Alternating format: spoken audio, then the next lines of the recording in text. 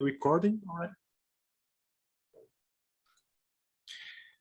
Okay, so it's a pleasure to be the chair for this opening session for the conference Plato Today. I thank the organizers for the invitation, Antonio, Luiz Eduardo, and Pedro. So for the record, I'll read the official description for this conference. So Plato's dialogic style makes interpreting him an ever-changing quest as new generations of philosophers and scholars find new and exciting ways to engage with Plato's ideas.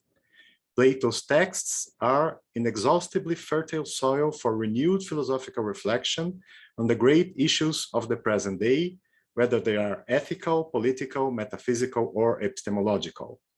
Plato Today will be an opportunity to hear cutting-edge research by some of the most prominent thinkers participating in the 2000-year dialogue with Plato. So it's an honor to present you Olivier, Luiz Eduardo, Jill, and Priscila. Just to state the rules as the organizers established. We'll have the presentation for each talk. We'll have 30 to 40 minutes. Then we have the commentary following for about 10 to 15 minutes. A possibility of a reply if the professor wants to reply. And then we'll have some good minutes to discuss the paper, right? So the first discussion should go up until 10:30, and then the second discussion until midday. So I'm very pleased to present you first Olivier Renaut. Olivier is maître des conférences at the Université Paris-Nanterre. He has recently edited the book Emotions in Plato with Laura Candiotto, and co-edited with Christelle Villard and Dimitri Elmour the book Les philosophes face au vice, de Socrate à Augustin. He has published the book Platon, la médiation des émotions, l'éducation du Timaeus dans les dialogues by the prestigious publishing house Vrin, and he's also editorial secretariat of the journal Les Études platoniciennes. Luiz Eduardo Freitas will be making his commentary just following the talk.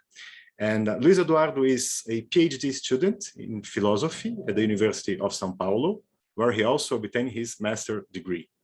He's currently working on a PhD dissertation on the concept of shame in Plato's early and middle dialogues.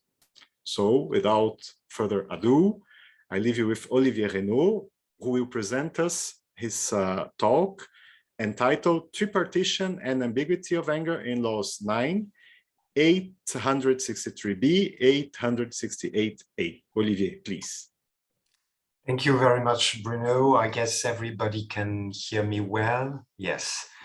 For a reason I don't know, I cannot send my handout on the discussion box. I should have tried before. I'm sorry. But anyway, I'm going to share my screen so that you could see what I'm going to share. So everybody can see the handout on the screen. Okay, so it's a very great pleasure to partake to this event. I'm very honored to take part. I'm eager to discuss the conclusions of this paper with Luiz Eduardo. We discussed a little bit with Luiz because our topics are very close, and I'm very again happy to open this this event. So what I'm going to do today is to talk about tripartition of the soul from the Republic to the Laws, and especially in the Laws, Book 9, in a famous passage of the Athenian Spenology. This passage has been much discussed already.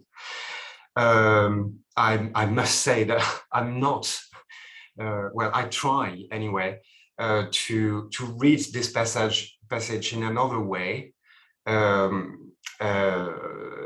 as you will see shortly. So I begin with my introduction, a quite short introduction, but just to set up my main conclusions about this passage.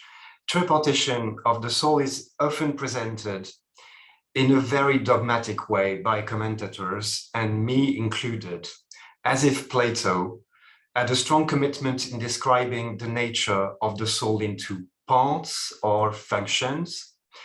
And this dogmatic character of tripartition can be weighted by the efforts of commentators to explain how it is preserved, deleted, modified, or made compatible with texts where tripartition does occur implicitly or not at all, and especially in the laws. And this is especially the case in the laws, with this passage precisely in Book 9, which I want to discuss today, which is the most explicit passage in this dialogue where tripartition can be recognized through the enumeration of criminal motives.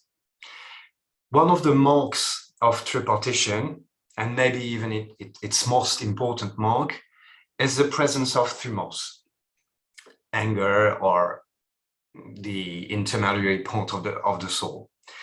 As a matter of fact, most of the occurrences of the term thumos are to be found in two passages in the laws. Book 9, this is a passage we are discussing today, and Book 11, 934d, 936b. The first passage is taken from the Athenian penology and deals with crime committed out of anger, and the second considers the effects of anger in public space through verbal insults, mockery, comedy, and other poetical forms in the city.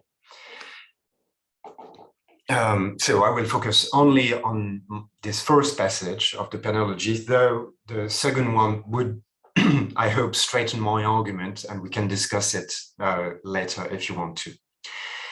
So first, what about tripartition in the laws?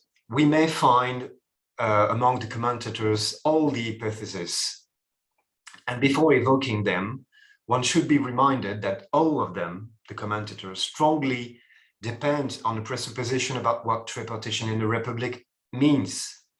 Either it is an ontological division into parts of the soul, leading, for some of them, you will easily recognize them as Chris Babonich, leading to infinite regress in each part, or a general motivational theory grounded on parts that are more or less taken as metaphors of way of life.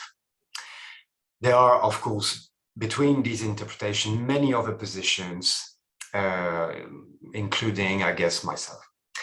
Consequently, we find different hypotheses on the remnants of tripartition in the laws, and I will just enumerate 4 of them. And I put a very brief bibliography in my handout. There are many other studies on this passage, and we could discuss them if you want to. So the first hypothesis is widely shared among the commentators. That is, Plato abandons tripartition, taken as a division into parts, in order to defend a broader bipartition, or even a kind of monism comprising a broader picture of what rationality means. So this is, for example, Babonich. Oddly enough, Babonich does not discuss very much this passage of the laws in his numerous works. Second, tripartition could indeed be present at times in the laws, but only to assert that the ideal of the South in the magnificent city is not the harmonization of the 3 parts in the soul. So one has to master, for example, or even delete thumos from the anthropological scene. This is especially, even if it's a little bit caricatural, because this is a very fine study, the line defended by Sassi Maria Michela Sassi. Third hypothesis, tripartition lingers in the laws as a structural scheme which can be found in the Athenians' anthropology, psychology, and many other institutions. This is a lead followed by Saunders mainly. And I quote a fourth hypothesis, and this is a very fine also study by Josh Wilburn here in my handout, Tripartition on the Causes of Criminal Behavior in Laws 9. Tripartition pervades the laws, but the Athenian gives it a different meaning. And for example, Wilburn, especially on our text, claims that tripartition should not be taken as a strong framework of penology, even if motivational differences are reminiscent of tripartition. So what I want to submit today, this is my second point of the introduction, what I want to submit today is the following idea. Instead of reading tripartition in the law through the lenses of the Republic, with my own presupposition on this latter text, of course, I want to put the reverse method to a test, reading tripartition backward or trying to find out the motivations of the Athenian to evoke tripartition in his penology in order to give a better sense of tripartition in general, and why not in the Republic? In other words, what if we read tripartition of the Republic through the lenses of the laws? Of course, I'm aware that this method has many flaws. However, taking this passage of the laws through what we may call intertextuality, rather than through the classical hypothesis of chronological evolution, seems to me interesting in order to have a better sense of our own presuppositions when talking about tripartition in general. So to put my thesis today in few words, there are three elements. First, the Athenian presents here a minimal version of tripartition of the soul, that is a kind of division into functions, each one endowed with a single type of motivation. Second, the aim of tripartition here is not to isolate some generic motivations in the soul, as in the Republic, but to analyze mixed motivations, or pathe, and sometimes complex pathe, which are indeed very mixed one, as anger could be. And tripartition then is indeed useful to understand this complexity, whereas penal legislation stick with general or broad motives. And three, tripartition is then used to judge precisely how far some characters are compatible with the functioning of a city. So I begin with my first point, tripartition in Laws 9. This is a general presentation of this long text and very hard to translate texts. And I will first introduce T1 on your handout. So in 863A7 to default, the Athenian distinguishes three possible sources of crime. I will not read the whole text. I will just underline some words that may be useful for my thesis. So three possible sources of crime. It begins with anger, thumos, which is characterized by its unreasonable violence, allogistobia, and to which fear, phobos, is added in later in the text in 863E7 and 864B3, so that we have a pair thumos and phobos together. The second motive is pleasure, which by means of persuasion accompanied by violent deception does whatever it wishes. to which the Athenian adds later pains, envy, phtonos, and other appetites, epitumion. We will see later that it will add some other motives which are probably an objection to my thesis, like philotinia.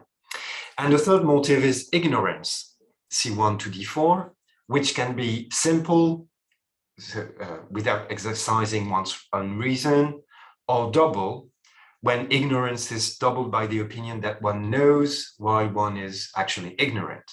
The latter being further distinguishable according to whether it is accompanied by weakness, astheneia, as it is the case with old men, old children, or by strength, iskulos.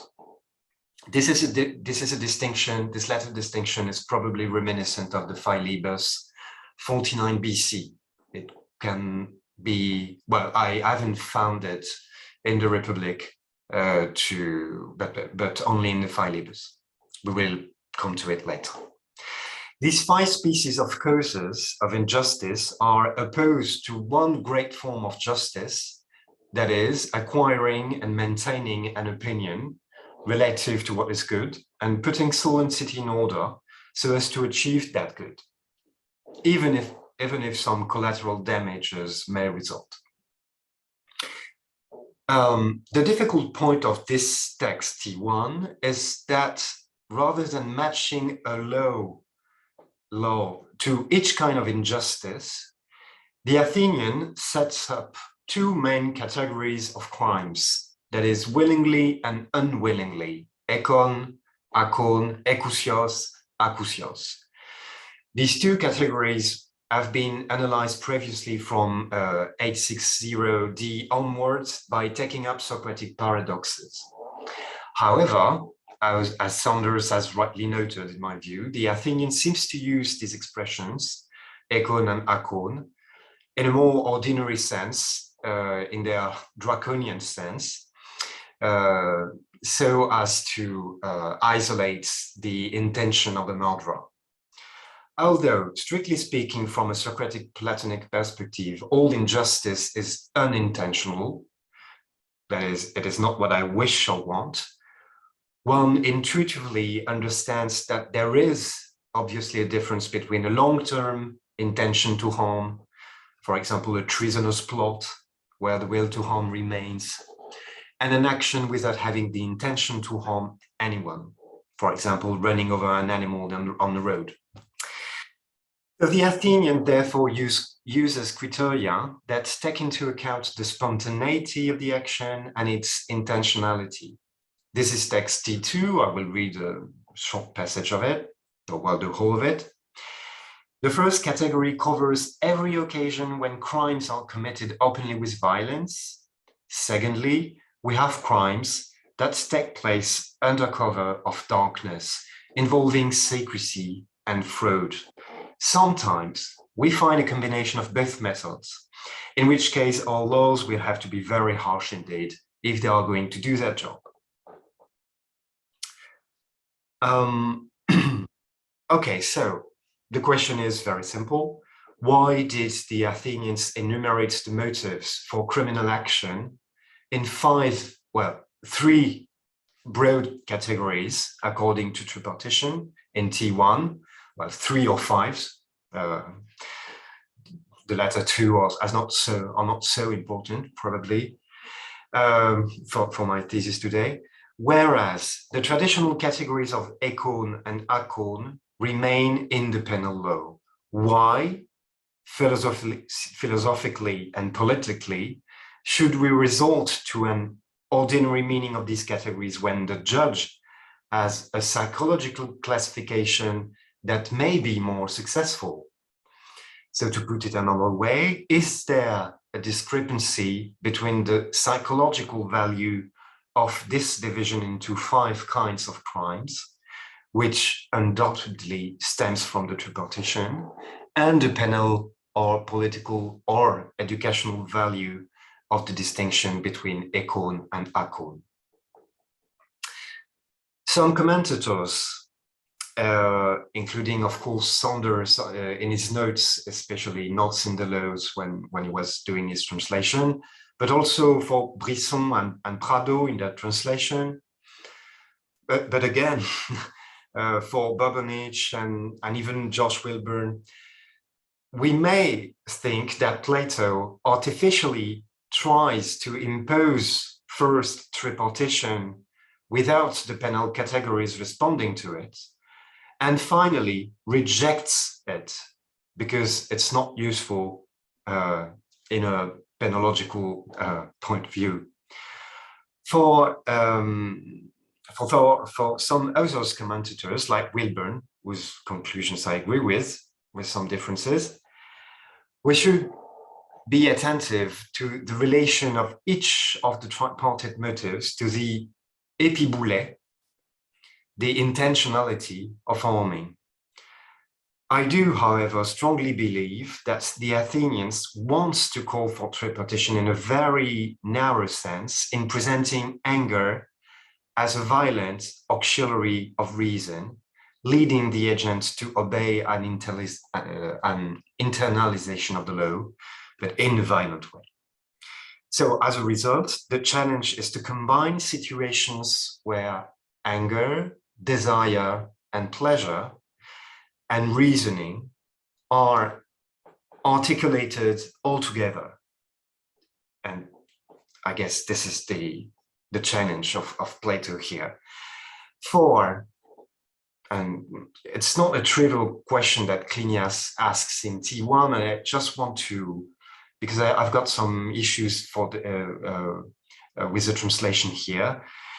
Clinias asks at the beginning of T1, it's about knowing how there are some nuances or variation. This is Greek, dia pepokilkiai in T1. It's about knowing how there are some nuances, variations in the use of the categories of damage and injustice, and of voluntary and involuntary. This kind of dialectical difficulty inevitably reminds me of, for example, Philebus 47E1, 48A4, where Protarchus probably admits a bit quickly about anger that it is certainly nuanced since it is a mixture of pain and pleasure. We will come to it more precisely in my point 2-3. But let's begin with elements of intertextuality. So I'm again in T1. Are we sure that Plato hints at tripartition of the soul in this text? So let's analyze shortly some details of intertextuality here. The first problem we have, of course, is the first sentence.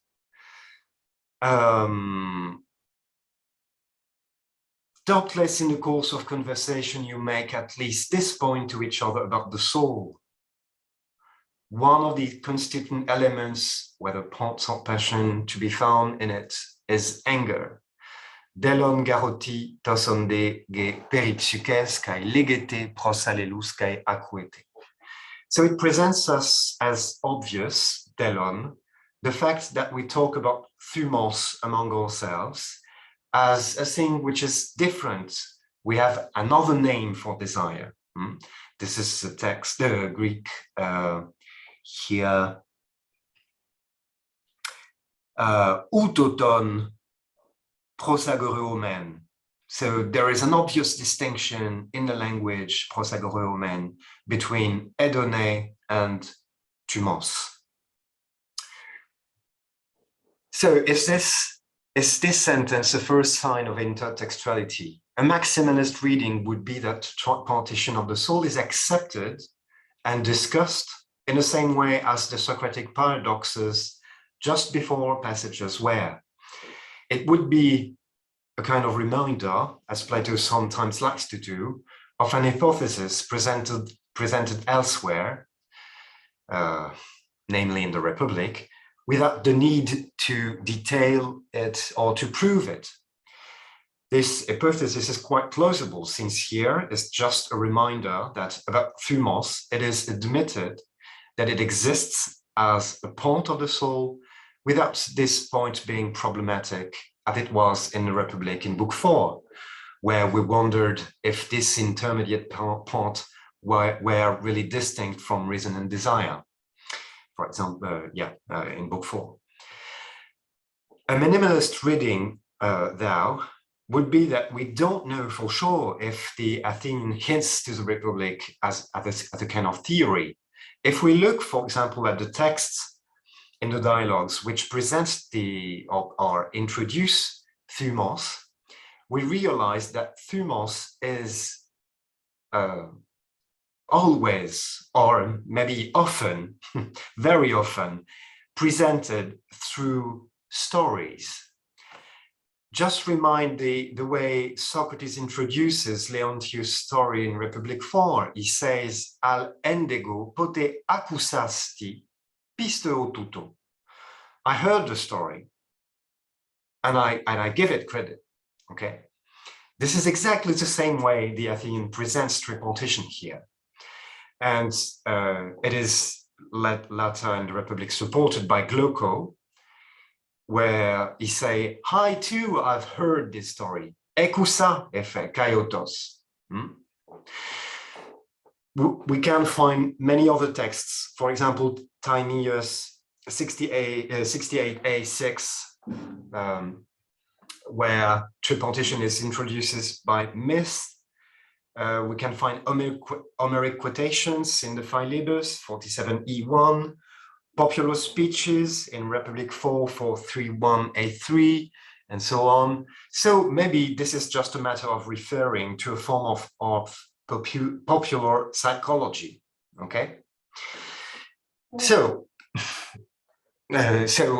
I agree this sentence is probably not decisive as a mark of intertextuality to say that we deal with a kind of theory.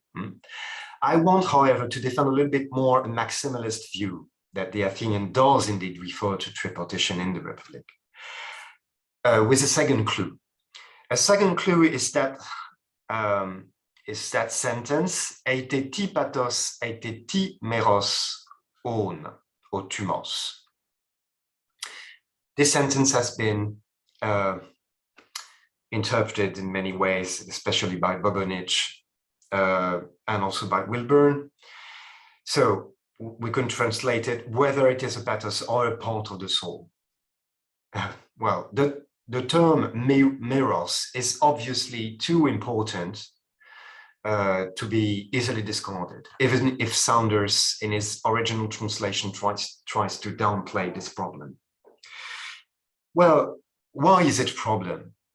Because first, let's recall that in the laws, thumos is almost always presented having the meaning of anger, thus synonymous with orge. Not so many times as a kind of part or meros or eidos, like to tumoides in the Republic. Sometimes the Athenians refers to thumos in a more archaic way, referring to ardor or zeal, like protumia. The fact that it is said to be a meros of the soul is obviously a break in usage from the laws. So this alternative in Book 9, eite ti pathos, eite ti meros on, may be surprising too, as if the Athenian was pointing to difficulties of interpretation that are, of course, found in the Academy, in Aristotle, and so on. So my question is this what it is all about? A certain or perhaps too strong interpretation of tripartition of the soul that Plato wants to abandon here, as Chris Bobonich believes? Well, in fact, when we look at the Republic, but I've put some other texts in my handout, but I will give you some reference here. One may doubt that this clause, eite ti pathos, eite ti meros on, is really an alternative. If you look, for example, at Book 4, 435b3, or Republic 10, 612a3, Socrates speaks about the correspondence between eide and pathe, as if pathe and even exeis dispositions were clear signs that we are dealing with proper eide of the soul. So in other words, one would like to recognize an interpretative problem from the Republic to the laws, meros or pathos, where the laws would abandon the fixist and rigid tripartition of the parts of the Republic to be more interested in the pathos and its links with the right opinion in education. But I'm pretty sure now that in reality, this alternative is not an alternative at all. The thumos is well, and probably has always been, even in a Republic Book 10, both a meros and a pathos. So there is therefore no reason to rely on this passage to invoke an evolution in Plato's theory of tripartition. So in sum, I think that's a picture of such complexity which takes elements of folk psychology to analyze them into contrary forces, like it is said in T1, allowing to distinguish them as in the use of the principle of opposites in the Republic, and then refining, like in the as in the Philebus, forms of ignorance can only be the object of a complex intertextuality, mixing dogmatic elements, probably presenting them this way on purpose, and fine dialectical elements, which presents tripartition in a very narrow way in this passage of Book 9, that is penology. I will come to Josh Wilburn interpretation in a short moment. I will try to elaborate on my differences with him. But anyway, this is the way he interprets mainly tripartition here. He says that this is not a problem at all. I mean, Plato wants to neutralize the interpretative problems that are to be found in the Republic, and just use tripartition of a broad psychological picture to fit his argument with epiboulet intention or elaboration, rational elaboration. So I go now to my point 3, and I'm probably not running out of time. It should be okay.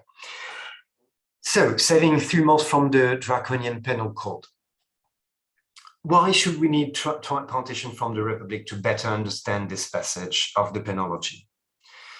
I rely here heavily on a very brief remark of Saunders in his Plato penal code, where Plato, according to him, is breaking new ground here with respect to anger in Athenian criminal law, insofar as crimes out of anger are traditionally considered as ekon, voluntary, not akon. And Plato here draws them towards what is akon, unwillingly or involuntary. So if it subtracts certain crimes from the ekon category, it is not, as it has been argued, for example, by Woosler, to disempower the individual with respect to his anger, but rather to measure the possible honesty of the angry agent, that is, his capacity to listen to reason. And this is confirmed by the conclusion of our passage on crimes committed out of anger, which, while they were presented as intermediate, are finally contrasted very sharply with voluntary crimes. This is your text T5. I read the beginning of T5. Let this more or less suffice as a description of involuntary murders, which involve violence and anger. Our next task is to speak of voluntary murders, which are premeditated and spring from sheer injustice, the lack of control over the desire for pleasure, another one lusts and jealous feelings, etc. I will come to the rest after. So just to conclude the first section, well, this section. First, we have reasonable grounds, I guess, to assume that Plato hints at tripartition here with the word thumos, mix of folk, psychology and dialectics, meros, etc. But two, and in agreement here with some conclusions of Wilburn, I do not think that tripartition should be interpreted here in a very rigid way. On the contrary, tripartition will help the legislator to make what Saunders calls a pragmatic, so use this nice term, psychoscopia, as it is clear from T2. One challenge of the Platonic penology is to offer a more nuanced view of anger as a criminal motive. And the challenge is to take parts of the crimes out of anger out of the category of ekon. So, as the Republic says that thumos in Republic 4, as you know, always naturally obeys reason, which may be, by the way, contradicted in some occasions in the Republic too, but the laws offer here a fine dialectical analysis of anger in clearing it from parasitical motives, as we will see in a minute now. So my third section, the ambiguity of anger. So I will read a little bit of T3. Yeah. If someone kills a free man by his own hands, but the deed is done in anger, we must first make an internal distinction within this type of crime. Anger is common to those who kill a man by blows or similar means owing to a sudden impulse. Here the action is immediate, there is no previous intention to kill, and regret for the deed follows at once. Those who have been stung by insults or opprobrious actions and who pursue their vengeance until some time later, they kill somebody, they intend to kill, and the deed causes no repentance. So it looks as if we have to establish two categories of murder.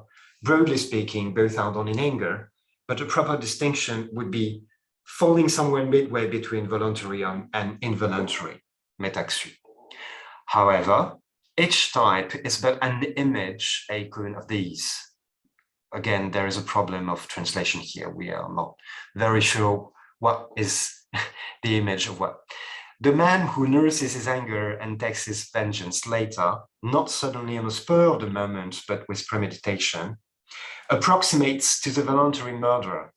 The man whose anger bursts forth uncontrollably, whose action is instant, immediate, and without premeditation, resembles the involuntary killer.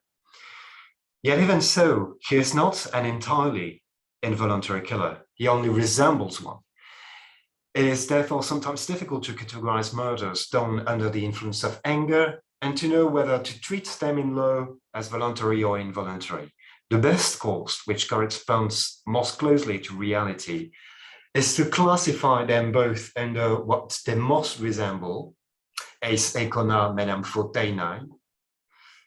So more precisely, we have to set,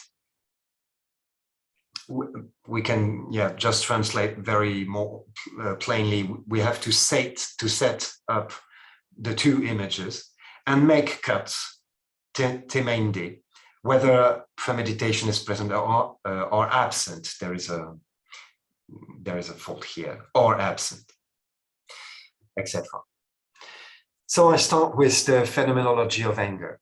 We will retain the following elements concerning the crimes committed in anger. First, thumos is characterized as violent force, orme, an impulse which is unleashed in revenge, timoria, in response to an outrage, logos ekai atimois ergois, that have challenged the individual's esteem. Two, the Athenians then distinguishes as guides to a better classification of crimes, motives within this intermediate species. And the criteria of distinction are First, the spontaneity of vengeance, depending on whether it is immediate or delayed.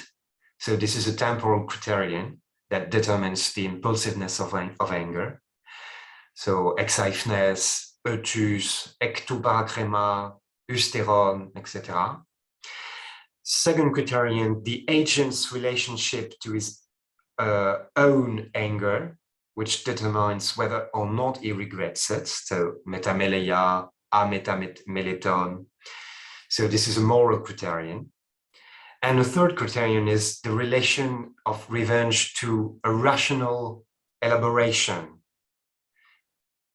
Or to put it in another way, does the agent masters his anger, atamiotos, phulaton, in order to better implement one's revenge, aprobouletos, meta, epiboules, etc. So this is these are the criterion of distinction. The concept of akon and ekon are presented here as images, ekon, ekona, and so on, of what criminal motivations really are. This use of the word image, ekon here, may seem, well, at least to me, very odd. We could have expected rather model, paradigma, or forms if penology was the right way to classify psychological actions. It is not the case. There are icons, not paradigma, and there are finally akon and ekon, broad penal categories that are unable to account for the complexity of motivations. Indeed, personal and particular motivations are psychological realities that we must classify under this conventional dichotomy. So I would guess, for example, that the Timaeus in T3 and choris here is probably not a right psychological or dialectical way of dividing crimes committed out of anger. It doesn't mean that ekona, akon are flawed categories, but they just have their use in penology, that's it. So I would say that we face complex pathe that we must refer to broader categories to understand them, as in the statesman, for example, when the legislator would give general rules regardless of the singularity of all the citizens. So I switched now to 3.3, so I'm almost done. The important criterion in T3, as again Wilburn has rightly put it, is epiboule, or premeditation. What premeditation means here? Because this is where the judgment makes the cut. Well, first, anger and fear, when it bursts, is in most cases something akousios, says the Athenian later on. So it should certainly be controlled, of course, but when it erupts, it usually does not proceed by calculation. It directly implements the law, or at worst, it implements its own law. And this is a reason why one can hope to repent of one's fault, okay? If there is calculation, epiboule, and premeditation, it means now that there are other desires at work that have transformed and probably perverted the anger itself. We find here, I think, the intuitions and conclusions that are obvious, well, in my view, absolutely compatible with the Republic, the passage 439E441D of the Republic, where Socrates first asserted that anger never took up arms against reason, generally speaking. He says that to Glauco. You may never have seen Thumos take arms with epitumia against reason.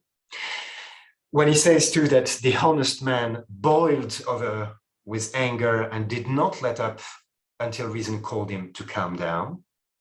And another example, that's the holding back of anger, fulato, etc. This is exactly the same case with Ulysses, who holds back his anger in Republic 441. Ulysses, who holds back his anger, but as we all know, this is just to better to make a better calculation how he could make his revenge against the suitors. So probably it testifies, this latter example of Ulysses, it testifies at best to its possible mastery, but at worst, and probably this is the case here, to instrumentalization of anger by other desires, in the sense that one takes one's time in order to better take revenge. So in other words, and this is my only difference with Wilburn analysis. In other words, the 3 or 5, as you prefer, broad categories stated at the beginning of T1 are, in my view, absolutely correct. We must distinguish anger, pleasure, and ignorance, simple or doubled. The problem is that these species are very often intertwined.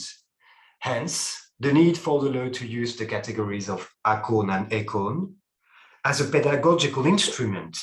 And then the tripartition of the soul remains, in my opinion, underlying this passage, insofar as the axiological choice of the legislator is to consider thumos as a potential lever of the law, if it is well educated. So obviously, yes, I agree, there is a discrepancy between penal categories and the psychological framework. Or in other words, I agree that psychological tripartition does not found the penology, but we, and especially the guardians of the laws, as T4 explains, we must rely on tripartition to continue our investigation later in order to refine our diagnosis on the character of the murderer. So just very, very quickly, T4.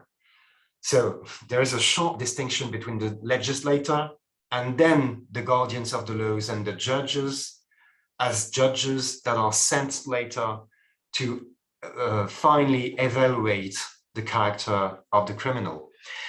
If I have time, very quickly, I just read T4. In such cases, regulation for the return from exile should run as follows. It is not easy to make hard and fast rules. Sometimes the fiercer criminal as defined by the law may turn out easier to manage. We can imagine Achilles.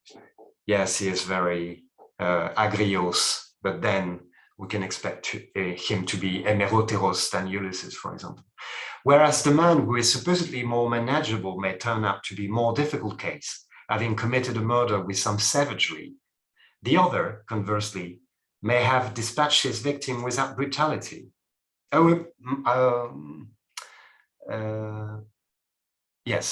Sorry. However, I can just describe the cases you will find are typical. The guardians of the laws should act as assessors of all these points, and when the period of exile prescribed for either category has come to an end, they should send 12 of their number as judges to the borders of the country. During the time that has elapsed, these 12s should have made a still more exact acriboteros investigation into what the exiles did, so as to decide whether to grant pardon, this is aidesis here, and permission to return, katadoke. And the exiles are bound to acquiesce the judgment of these authorities. So you see, I guess T4 is a proof, is a proof that tripartition is probably not discarded. I'm sorry, I have to conclude so very quickly on 3-4. There is, I know, a further difficulty in T5 because, as it happens very often, the distinction between motivation sometimes is not very easy to make. And so very quickly, we find in T5 some kinds of, well, the second motive of crime, that is pleasure and desire, which is further divided into desires, phtonos, and phtonos, which is related, oddly enough, with philotimia, philotimo psyches exis, and then with phobos, two of which, philotimia and phobos, are usually paired rather with thumos, not with desire. So, for example, Wilburn have partly well seen this difficulty and takes it as a kind of argument that tripartition does not function so well in this penology. I would argue, on the contrary, that this passage shows that we must make some distinction between complex pathe as such, like philotimia, or phtonos, or phobos, because at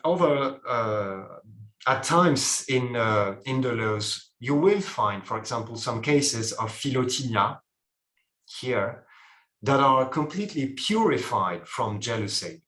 This is T6. Just to read this passage, we want everyone to compete in the struggle for virtue without jealousy, philonekeito aftonos. So this is with complete contradiction with T5, okay? So we have here a pure tumoidic motivation, which can be, well, hopefully aftonos, whereas phtonos is completely opposed to thumos. And the conclusion of T6 states that every man should combine in his character high spirit with the utmost gentleness, tumoide praon. So, conclusions. 3 conclusions. First, I do not see any reason to say that tripartition is abandoned or criticized in the laws. This passage of the penology shows that tripartition remains, for Plato, the right psychological framework, even if it is not a foundation of penology. 2, tripartition should be understood not as a division of the soul into parts or rigid parts, but rather as a functional structure which accounts properly for complex motivations, as T5 and T6 shows. Whereas, I agree, the Republic tried to isolate in their proper singularity 3 kinds of action and passions through cases where they were completely opposites in Book 4 of the Republic.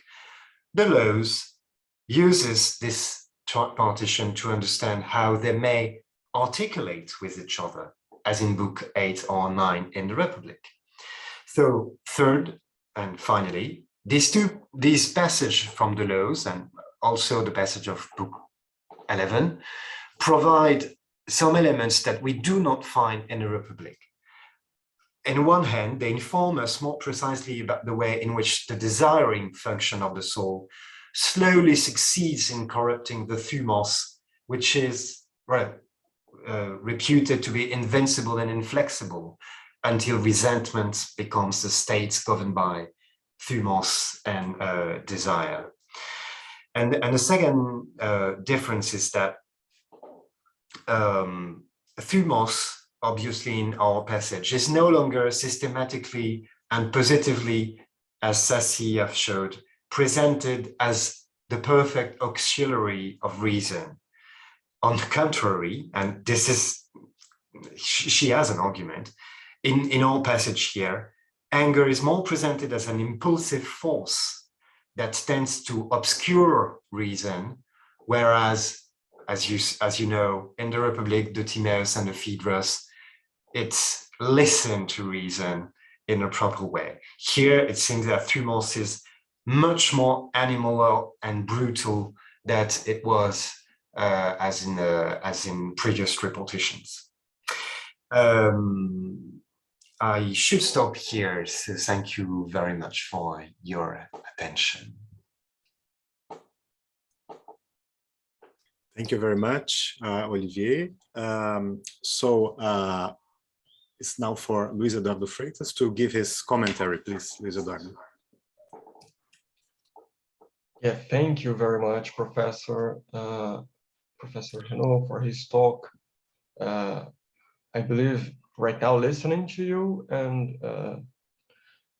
I actually understood even better some of the points you make in your text, but I would try to approach it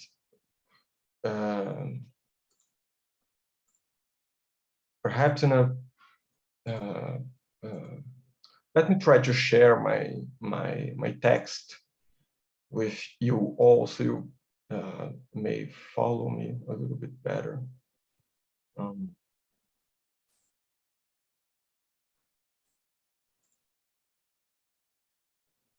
Can you see it? Okay. Right. So it's not, I don't have many references or quotes here in the text. It's very informal, but perhaps it will help a little bit. So I'm glad to finally be listening and talking to Professor Renaut. I'm familiar with some of his work, especially his 2014 book, La Médiation des Émotions, about the role of spirit or chimos in Plato's dialogues. I believe Professor Renaut always provides some great insight into Plato's psychology. I will begin with some brief comments about today's talk. I'm not sure I will add much to the discussion, but I would like to highlight some of the main points you just made as I understood them, and perhaps try to use the time to discuss them a little bit more in depth. Now, I would divide today's talk into two main parts, apart from the introduction, right? In the first part, as I saw it, you try to argue with good evidence that Plato still holds tripartition in the laws.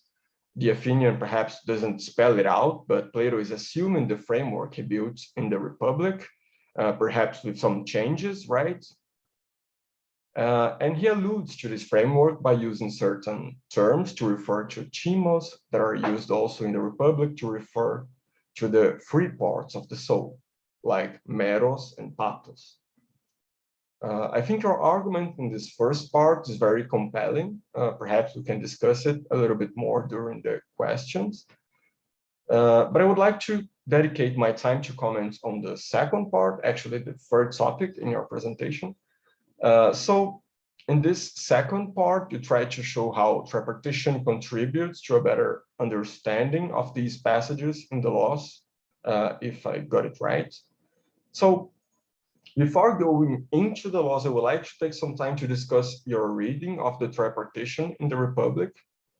And the reason I'm doing that is that I believe it can provide us with some better understanding and some insight into what Plato may be doing in these passages in the laws and why he needs a three-part theory of the soul to discuss these different types of crimes. So you spoke a little bit about your view on tripartition, but I would like to review a few points. Here I'm referring to your view on tripartition in the Republic. So what I'm gonna try to do is apply your reading of tripartition in the Republic to the laws to see how it fits and how it doesn't fit. Perhaps it is a different approach from what you did, but I don't know, perhaps it can be of some use. So first, you said today that you oppose both dividers and metaphorists in reading the tripartition. In traditional interpretations, tripartition may be read as a metaphor, which usually means that it shouldn't be taken that seriously or that literally. It may also be read in a more literal sense, but that's when interpreters are faced with some problems which have already become traditional in secondary literature. And here is the main one, right? If you actually divide the soul into different parts to explain different actions, a singular action must be driven by and based only on one of the parts of the soul. Only reason or only desire or only spirit, anger. So the appetitive part is responsible for actions through which we seek pleasure, and the rational part for the process of knowledge, and so on. The problem is, how do we explain the kind of thinking or calculation that may be involved in the process of obtaining pleasure, for instance? Or how do we explain the desire for knowledge? Different interpreters propose different solutions to this problem. Most say that each part of the soul must have other abilities apart from the one that defines it. For example, the appetitive part must also have some cognitive function in itself, or reason must be able to desire knowledge. Only then can we explain how a single part of the soul may be responsible for an action. And the problem is that to account for different functions, we must ascribe different functions or subparts to each part of the soul, which must then be explained by different subparts and so on. Now, of course, different interpreters have tried to solve this problem with different degrees of success, but I believe Professor Renaut's solution, Renaut's reading of the Tripartition in the Republic is quite elegant and unique. So what Renaut defends, and please correct me if I'm wrong, Professor, is that each part of the soul has a specific function or activity, but our actions are not limited to only one part of the soul, even if it is the ruling one or the dominant one. The dominant part of the soul may determine why we act, the motivations or goals in any given action, but the other parts also continue to function. So, for example, someone whose soul is dominated by epigeneticon, the appetitive part, may act in the interest of obtaining pleasure, but that doesn't mean that their soul is devoid of any rational activity. The rational part of the soul, the logisticon, still works even if the soul is dominated by the appetitive part. One other important point of the three-part theory in this interpretation is that one part of the soul is always ruling the other parts. So in a soul ruled by the appetitive part, the rational part still works, but it is instrumentalized by appetites. The person will act in order to obtain pleasures, and reason will be used for the person to achieve their goals. It may, for example, calculate the best way to obtain pleasure in a given situation. So Renaut calls it functional and structural reading of the Tripartition. And it is functional because all parts of the soul are always functioning in a specific way. And it is structural because the soul must always be understood as a structure composed of three parts and ruled by one of them. And thus, different characters, different kinds of people, let's say a philosopher or a tyrant, amount not to different parts of the soul acting independently, but to different arrangements between the parts of the soul. One given function commands the other functions, and this order influences the relations we establish with different objects. So I like this interpretation very much. I think it's really compelling, and that's for a few reasons. First, it acknowledges the need for some cognitive function underlying hedonistic actions, for instance, or some desiderative function in the process of obtaining knowledge. Second, it keeps each function ascribed to its specific part, only logisticon reasons, only epigeneticon desires. And third, it explains how parts of the soul relate to each other. Now, as Renaut also notes in his book, Plato ascribes different ordinations between the parts in the soul to different characters in the Republic. So the aristocratic man is bystander ruled by logisticon, while a tyrant's soul is bystander ruled by epigeneticon. And here I'm using the terms bystander to mean that these are paradigms. After all, Plato creates a theory of the different parts of the soul based on psychological conflicts. So it is possible for someone's standard arrangement to be thrown off or to be reorganized when a conflict is triggered by a given situation. A profoundly hedonistic man may, for instance, momentarily be compelled to stop pursuing certain pleasures. In this situation, the rule of epigeneticon may be replaced by the rule of another part. But as Plato seems to believe that each person's soul has a standard organization, it is likely that this man will come back to being a hedonist. Now, let's go back to the laws. So in the passages of Laws 9 you read, Professor, there is a division. There are impulse crimes which are committed without premeditation, the involuntary crimes or the images of involuntary crimes, and crimes that are planned in advance, the voluntary crimes. In some, the Athenian proposes higher penalties for those who commit crimes that were planned in advance than for those who act on impulse and regret their actions later. Or at least that's how I read it. So why is the Athenian relating premeditation, planning, right, to voluntariness? So the Athenian doesn't really explain this point, and at first it may sound a bit unjustified, but I think perhaps Renaut's reading of the Tripartition in the Republic may help us to better understand it. So that's just a hypothesis, right? But let's assume that Tripartition is at play here, and it's not that different from the Republic. Let us take the case of a person that was driven by anger and committed a crime that was planned ahead of time, let's say a murder. How are the parts of their soul organized? So this person's soul is probably ruled by chimos, and this person's chimos instrumentalized their logisticon so that they could reason and plan the crime ahead of time. Now, it takes a while for the logisticon to plan a murder, which means it must have been under the influence of chimos for a long time. So perhaps we could say that the standard state of this person's soul is it being ruled by chimos, like the philotimos in the Republic. But perhaps a bad kind of philotimos. Anyway, as we saw, this is the sort of crime Plato is classifying under voluntary crimes. Let us imagine, on the other hand, an impulsive murder, also committed by anger. This is not planned ahead of time. Someone is overcome with rage, which means their soul is being commanded by chimos at the very moment they commit the crime. It also may mean that logisticon is instrumentalized by chimos at that moment.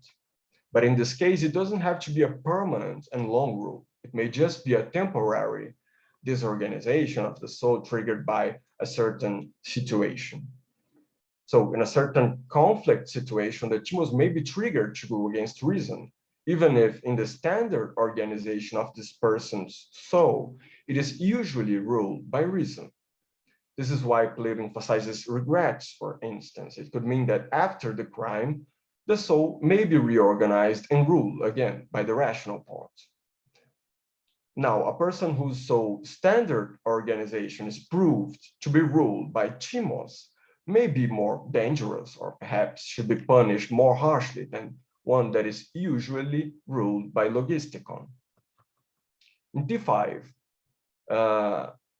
the passage Professor Renaut selected in his handout, voluntary murders are justified either by 1, injustice as lack of control of pleasure, 2, an ambitious cast of mind, or free the cowardice of a guilty man. All these things seem to stem from a person whose soul parts are not ordered in the way the just man's soul supposedly is, that is, with the rational part ruling the other two parts.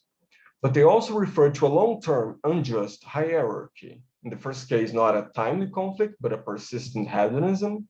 In the second case, a hexis, which breeds from a feeling that the agent has to live with. In the third, the text refers to unjust and coward fears, in cases where men do or have done things concerning which they desire that no one should share their secret.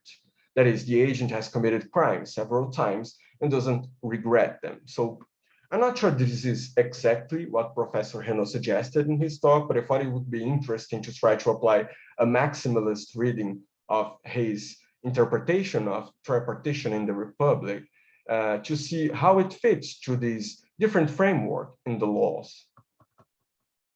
What I'm suggesting, perhaps, is that based on these images of voluntary and involuntary crimes, we may determine whether the person's soul is unjust in its standard state. They have a bad character, which is based on a long-term bad structure of the soul, or if they are just temporarily overcome by some part of his soul, which is usually under the rule of reason. So Plato's Athenian may be legislating based on a character-based moral theory and relying on tripartition to do so. So that's pretty much what I had to say. Thank you, Luiz Eduardo. Olivier, if you could shortly reply, because we are running out of time. Yeah, thank you very much for your comments. This is exactly what I intend to show, and I will just take two examples to illustrate what may be the difficulties of my own reconstruction. So as you said, I'm certainly not a divider of the soul, because it would entail that we should ascribe, for example, to the appetitive part of the soul some cognitive abilities that are more akin to calculus and taking some time for revenge. This is some cognitive abilities that I do not find anywhere in the text. But so that's why I'm not a divider. What you successfully showed on my paper is that, yes, I'm interested in parts, and what is very striking between the Republic and the laws here is that thumos may appear much more dangerous than it was in the Republic, because in the Republic in Book 8 we had this degenerative description of the soul in Book 8 and 9, and for example the Timocrat, yes, there is a conflict in his soul between his appetitive parts with thumos, especially when he worships in his cave the gold he is hiding, whereas the oligarch obviously master his thumos to display a seemingly virtue, but for the sake of acquiring more wealth. So what you rightly point out on your responses, well, the difficulty is the following: is thumos capable, like epigeneticon, to instrumentalize reason or not? And this is what I do not find in the laws. Thumos do not instrumentalize reason at all. At best, it is violent. He does not hear anything, like in Aristotle, Nicomachean says in Book 7. He is a kind of death, to reason. Whereas epigeneticon is presented as the part of the soul which is capable to master the impulse for long-term plans, which is, I guess, a novelty in the laws. And you are right. Well, you were right in saying that yes, thumos should be punished harder than the standard type for reason, but But it may happen too that thumos in the soul of an individual who is very agrios, brutal, may be completely incompatible with the city of Magnesia.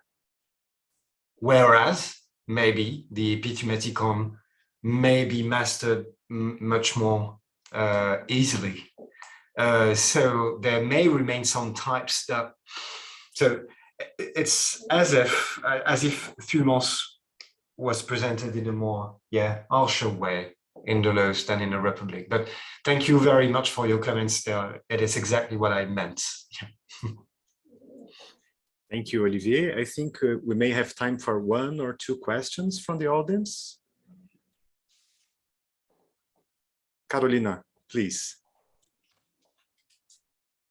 Salut. Salut. Thank you, Olivier. That was very interesting and highly sympathetic to this view. And also to Luiz Eduardo's suggestion. But I'd like to hear you about the big picture. So if the tripartition has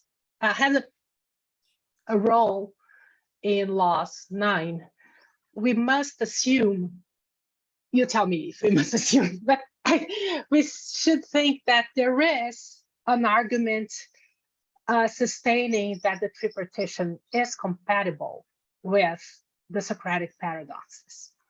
So I'd like to know if you think this argument is there and where it is and what kind of argument we can find there. And also, I have a suspicion that this is connected to the division of ignorance in the 2 kinds of ignorance, making it 5 kinds. So this wouldn't be like 5 kinds in a horizontal view. So the distinction between kinds of ignorance has a background determining the one kind of involuntary actions and another kind of ignorance connected to other kinds of involuntary actions, and then the tripartition goes in. This is just a big picture. I'd like to see what you have to, I'd like to know what you have to say about that. Thank you so much. Thank you, Carolina. Well, this is, I won't be able to answer your first question on the big picture, and especially the compatibility between tripartition and the Socratic paradoxes in 860D and so on. And this is, you're right, a very important challenge, and it throws us back to the analysis of what Chris Bobonish analyzed as the paradox of the aquatic man in the laws. And yes, I must confess that if we must make tripartition compatible with the Socratic paradoxes, then we have to sort out some issues on the acrasia problem in the laws. And I have not done it yet. I must do it. You're right. About the 5 kinds, you're right. Well, my first answer to this question will be a little bit disappointing, but in the penology of Book 9, the Athenians only treats the first 2 categories of criminal motives, that is thumos and then desire, and then probably reserved the treatment of the criminal behavior about ignorance in Book 10 of the laws, where you have some portraits of young person atheists, more or less cultivated. Probably we could dig in Book 10 to have a complete answer to your question. But yeah, so that's the only thing I would answer to you now. But maybe you have some more precise ideas on on the two last categories, which are very very difficult to treat.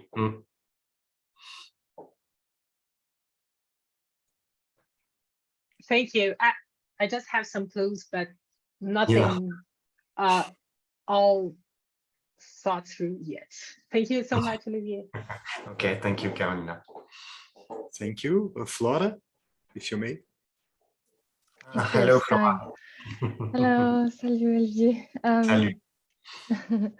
So as always, it's very fascinating to hear you speak. But and I really particularly like this change you propose. I mean, reading, switching the ways where we read the laws in the Republic.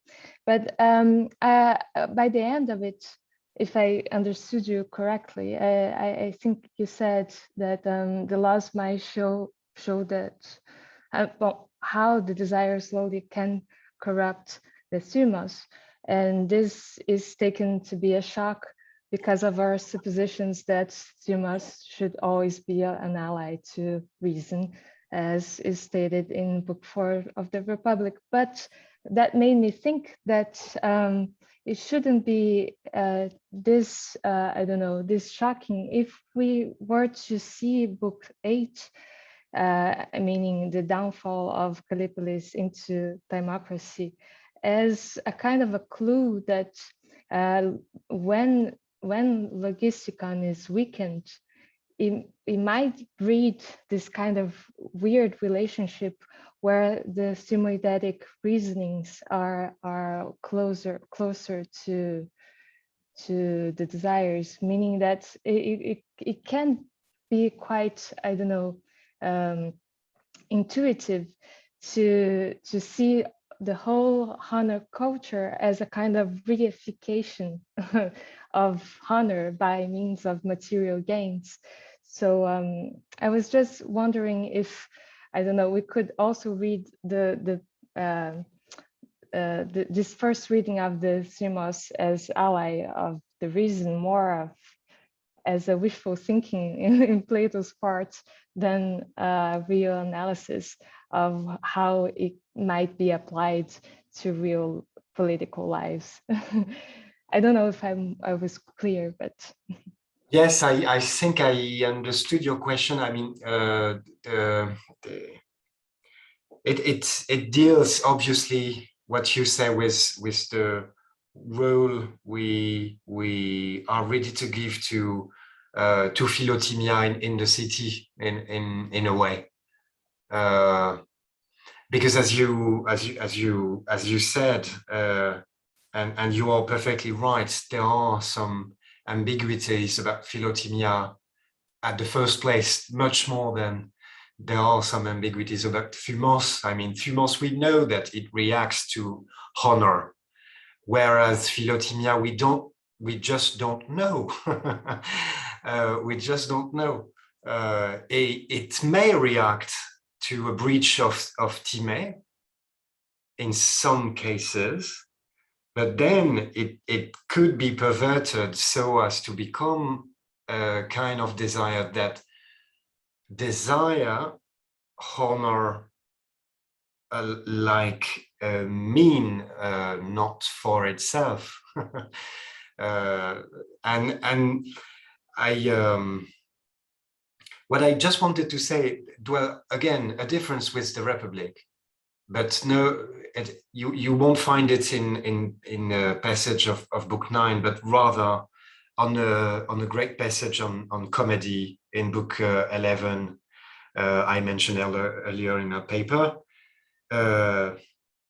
You may you may burst into anger and insult people and so on, and it is, the Athenian says, it may be at the beginning something kuphos, very, you know, not important at all. You just breach out some insults and then you wait.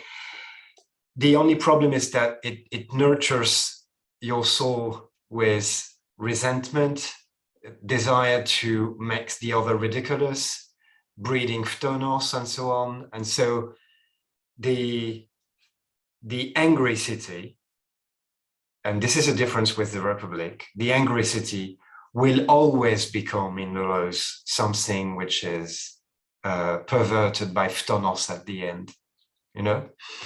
And this is why we must forbid the comedy. Well, the majority of the comedians to make their stage and so on. So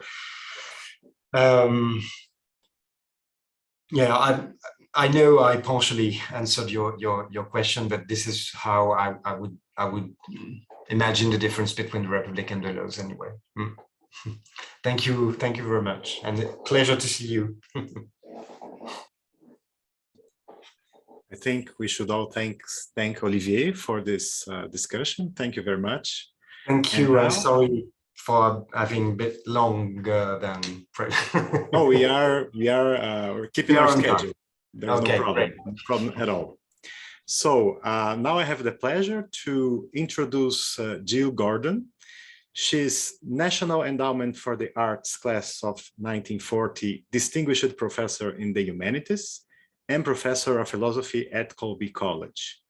She has just edited the book, Hearing Sound and the Auditory in the Ancient World.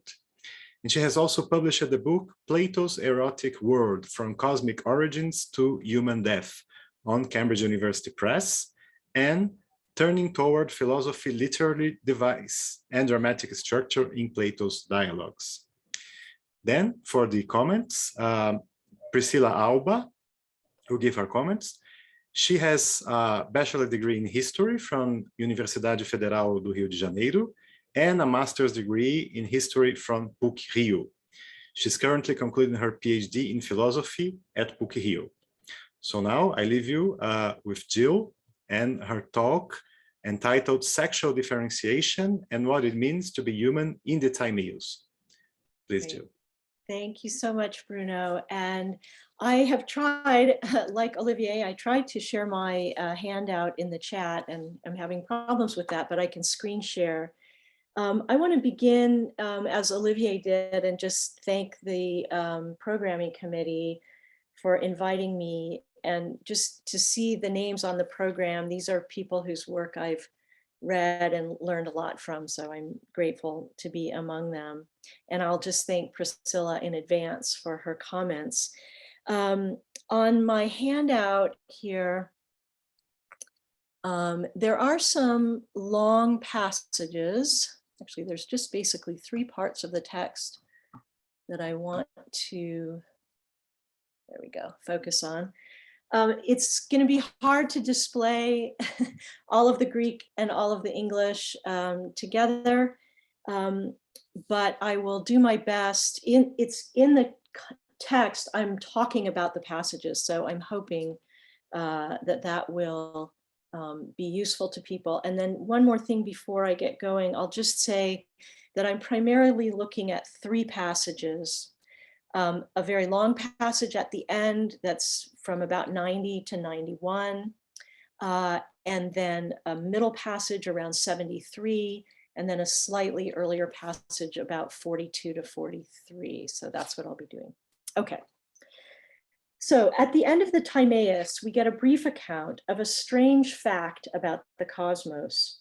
The entire first generation of humans in this cosmogony are men, and women emerge only in a second generation as punishment for those men of the first generation who were not virtuous.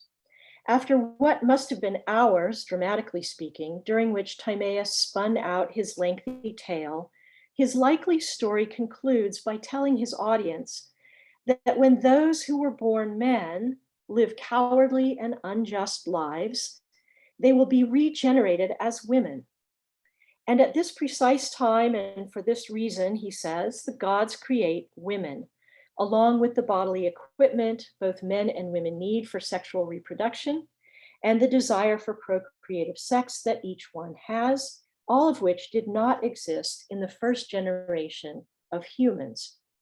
Timaeus also waves away this astounding revelation as relatively unimportant, by telling us before he has actually revealed it that there is no need to speak at length about it. He claims that it is suitable to give only a brief account about such things, implying a parallel between its brevity and its relative unimportance, using a term that more literally means in proportion or in due measure, and that is emetroteros. This account of sexual differentiation in Timaeus's cosmogony, especially in its bodily aspects, generates what we might call aporias, paradoxes, inconsistencies, or anomalies in a variety of guises, and they motivate a deeper look into the details and implications.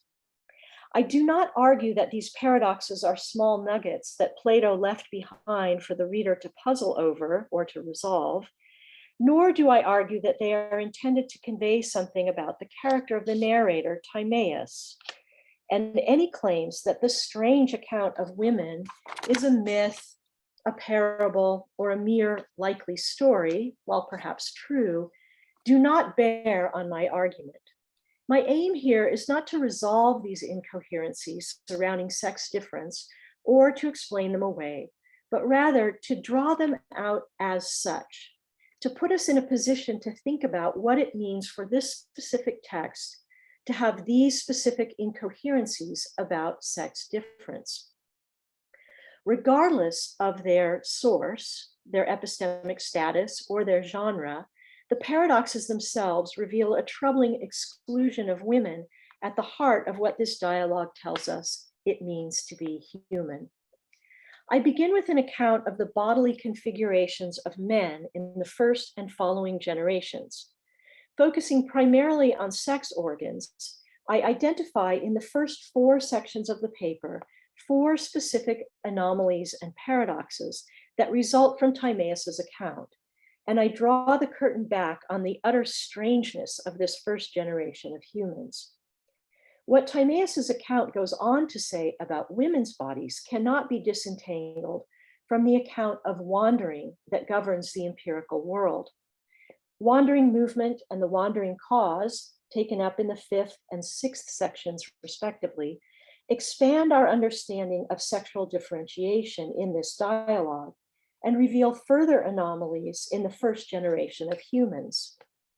The discussion of the wandering cause also helps us to distinguish 2 types of paradoxes in Timaeus. First of all, those paradoxes that result from the ontological discontinuity between being and becoming, about which many scholars have written, and the paradoxes that I am laying out here that emerge wholly within the order of becoming, situated in Timaeus's incoherent account of human sexual differentiation. These latter paradoxes emerge not from ontological discontinuity, I argue, but because of something problematic in the account of humanity itself. Okay, so the first section, the first paradox. The original humans had a passageway for expelling drink, clearly meaning urination. One cannot remain agnostic about the fact that this passageway is indeed the penis and not something else, since when the sexes are differentiated, the gods create the vent for man's seed or ejaculate, quote, in that very part, to teper, in that very part where urination occurred. Timaeus thus begins his account of the bodies in the second generation of humans with a focus on the penis. Timaeus refers simply to seed or sperma, but he gestures to an earlier part of his account where the seed is first introduced. And so now I'm going to just scroll down here a little bit. Oops. Oh, well, isn't that great? Perfect. Okay, that's great. I just did that automatically, but perfect. Okay. Mixed in due proportion, earth, air, fire, and water create the universal seed stuff, panspermion, out of which the marrow is formed in all mortal creatures. This seed is referred to as divine, and it shares in some part of the original work of the demiurge at the beginning, before he hands off the task to the lesser gods of completing mortal creatures. Timaeus explains that the field into which the demiurge plants his seed is made round, and then it is called brain, and the surrounding vessel is the head, Divine panspermion thus had a place in the bodies of the original humans, but it was not yet vented. In the second generation of humans, however, when their bodies become sexualized, it is provided an outlet or a vent for semen and sexual procreation. As Peter Kalkovich sharply observes, sexual climax for the male is literally the loss of his brains. The ejaculate of the second generation of men coincides with the implantation of an animate creature in us. And this is Timaeus talking to his fellow conversationalists, meaning us men, an implantation of an animate creature in us. And the males in the second generation, therefore, have, quote, a lively desire for emission. And now, sort of going back and forth to this, that's up here now that I'm referring to, a lively desire for emission in the organ that previously only emitted urine. Ensoulment and enlivenment are connected to the movement and the capacity to generate throughout the Timaeus. And we can interpret this to mean that the penis now has a life and a movement that stimulates sexual desire that it did not have before. Ensoulment, or the enlivenment of the penis itself, having its own living creature inside, demarcates sexualized males from pre-sexualized males. This would be an indication that erections do in fact follow only in the second generation of humans, along with the new capacity to generate. That each ensouled creature has an internal capacity to create or to produce reflects a basic logic of this dialogue and the cosmological patterns repeated in it. A kind of producing from imitation of prior production, a copy made from a model. With each iteration, what is created or produced is something lesser than its model or what produced it. The demiurge looks to the paradigms or the forms and it creates the all and the lesser gods or celestial bodies, same thing. Then the demiurge, referred to as father, leaves to the lesser gods, now called his sons, the task of imitating his capacity to create by creating mortal creatures of all kinds.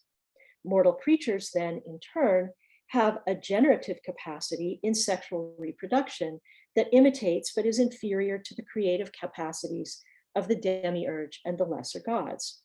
The logic of the cosmos described in Timaeus is that each living creature with a soul is a being with capacities to produce or make, but this raises then very puzzling questions about the first generation of humans.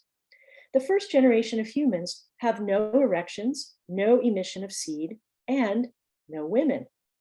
It would appear then that they do not have this generative capacity. Humans of the first generation apparently need another soul, the ensoulment of the penis, in order to imitate the pattern and logic of production immanent throughout the rest of the cosmos. In this regard, the first generation of humans would then be a unique exception to the entire logical order of the cosmos established by the demiurge, and they would not therefore imitate the divine order of the cosmos. One might explain this away by claiming that mortal creatures, because they must reproduce sexually, merely represent the discontinuity between immortal and mortal creatures in the logic of the cosmos. But this does not tell the true story. The fact is not that these first humans must reproduce sexually. It is indeed that they cannot. The first generation of humans, bereft of seed and the movement necessary for sexual function, not to mention the lack of any women, disrupts or discontinues the logic of what precedes it in a much more radical way. Despite having a living soul and a body, they, the first humans, they lack the capacity for generation. This exception to the generative capacities of all living creatures in the cosmos is truly remarkable, and we can consider this the first anomaly that seems to confound Timaeus's account. So I move now to the second paradox and the second section. This newfound movement, this vital living desire for emission, Timaeus tells us, is what makes male genitals by nature unpersuadable and autocratic. And this is now still in this first long passage here. In the second generation, so they're unpersuadable and autocratic in the second generation. This means that one of two things must be true of the first generation of humans. Either male genitals needed no persuasion or control, or they did need such persuasion and control, but willingly submitted themselves to it. One might be quick to infer the former, reasoning that these first humans were closer to the divine, were virtuous and ruled by reason, and so on, according to the hierarchical logic of the cosmos. But then we must face the question of why any of them could have become cowardly or unjust, and why, therefore, there was ever any need for punishment. That is to say, if we take this first horn of the dilemma, that the first generation of humans had no need for persuasion or control, and therefore no punishment, then there would be no sexual differentiation at all. If, on the other hand, they willingly submitted to persuasion and control, we are left to wonder what sorts of activities they were engaged in and what went wrong to make them act unjustly and cowardly. Given that there was some kind of vice among some of them, followed by sexual differentiation as a fate suitable to that vice, we are left with another set of questions about what these men did to deserve the female bodies they assume in the second generation. But Timaeus gives us no cause for the injustice and cowardice that befalls some men of the first generation. We thus have another paradox here in the form of a dilemma not resolvable in a coherent way. Neither horn of the dilemma provides a coherent account of the move from the first generation, all men, to the second. That is, neither provides a coherent account of sexualization and sex differentiation. So I move now to the third paradox. To prepare the lesser gods for their crafting of humans, the demiurge shows them, and now I'm gonna, sorry about this, go here. Okay, I'm now in the passages around 41 through 43 approximately. To prepare the lesser gods for their crafting of humans, the demiurge shows them the nature of all, the laws of destiny, and proclaims that, quote, the first birth ordered for all would be one, end quote. To be created one, we can presume, means being the same or equal in some respect. Timaeus then explains that the demiurge does this, quote, so that no one might be slighted by him. And that's hina metis elatoito hup auto. The demiurge is thus fair and just in his plans for creating the first generation of humans, none being generated lesser than or inferior to another, elaton. After telling us about the sameness and equality throughout the first generation of humans, however, Timaeus tells us that human nature is twofold, diples, and one part is superior to the other, the one called man. And now what I'm going to read that follows here hinges on this one little adverb, epeta.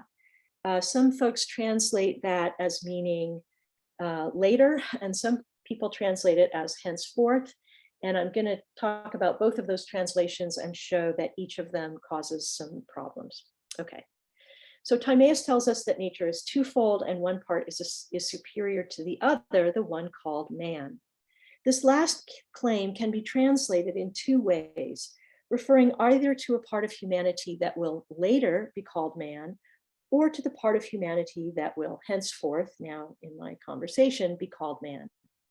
Either interpretation of this sentence leads to paradoxes, which I will now take up in turn. If we interpret Timaeus to say that the superior humans will later be called men, this makes some sense because sexual differentiation has not yet happened at this point in the dialogue, and women do not yet exist. The later passage at 91 makes emphatically clear that women are generated only at the specific time, kata ekenon deton chronon, at the time of the second incarnation, and they arise because of, dia tauta, because of, and therefore only after some men have completed unjust and cowardly lives. Timaeus also tells us in the later passage at 91a, however, that the punishment will befall the cowardly and unjust of those who were born or generated as man. And that's ton genomenon, andron. And I'm sorry, I'm going to just trust me on this. I'll go back if people want to look at it in the Q&A. We are thus left with the paradox that some humans will later be called men, and yet they are also originally generated as men. Now, one might explain away this paradox by assuming that the first generation were men in some fashion, perhaps gendered but not sexed, for example, and that Timaeus here construes this as a stand-in for quote unquote human.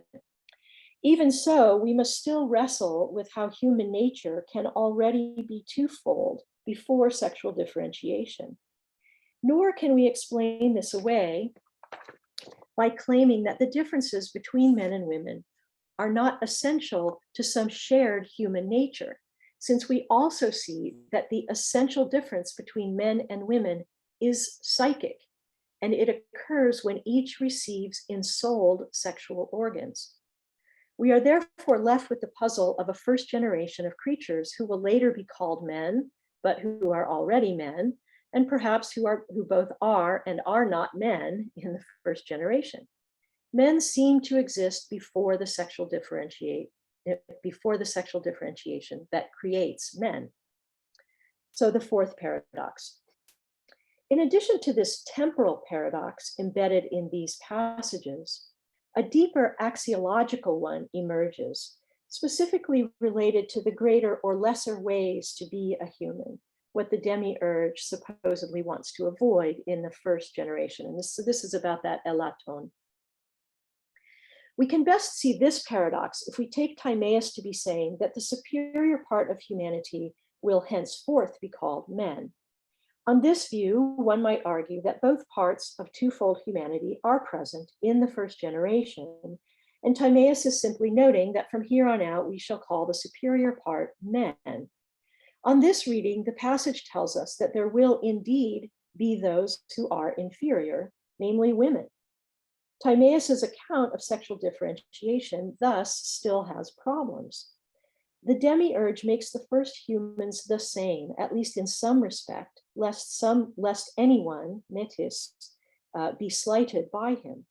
So the demiurge slights no one, and yet he slights women.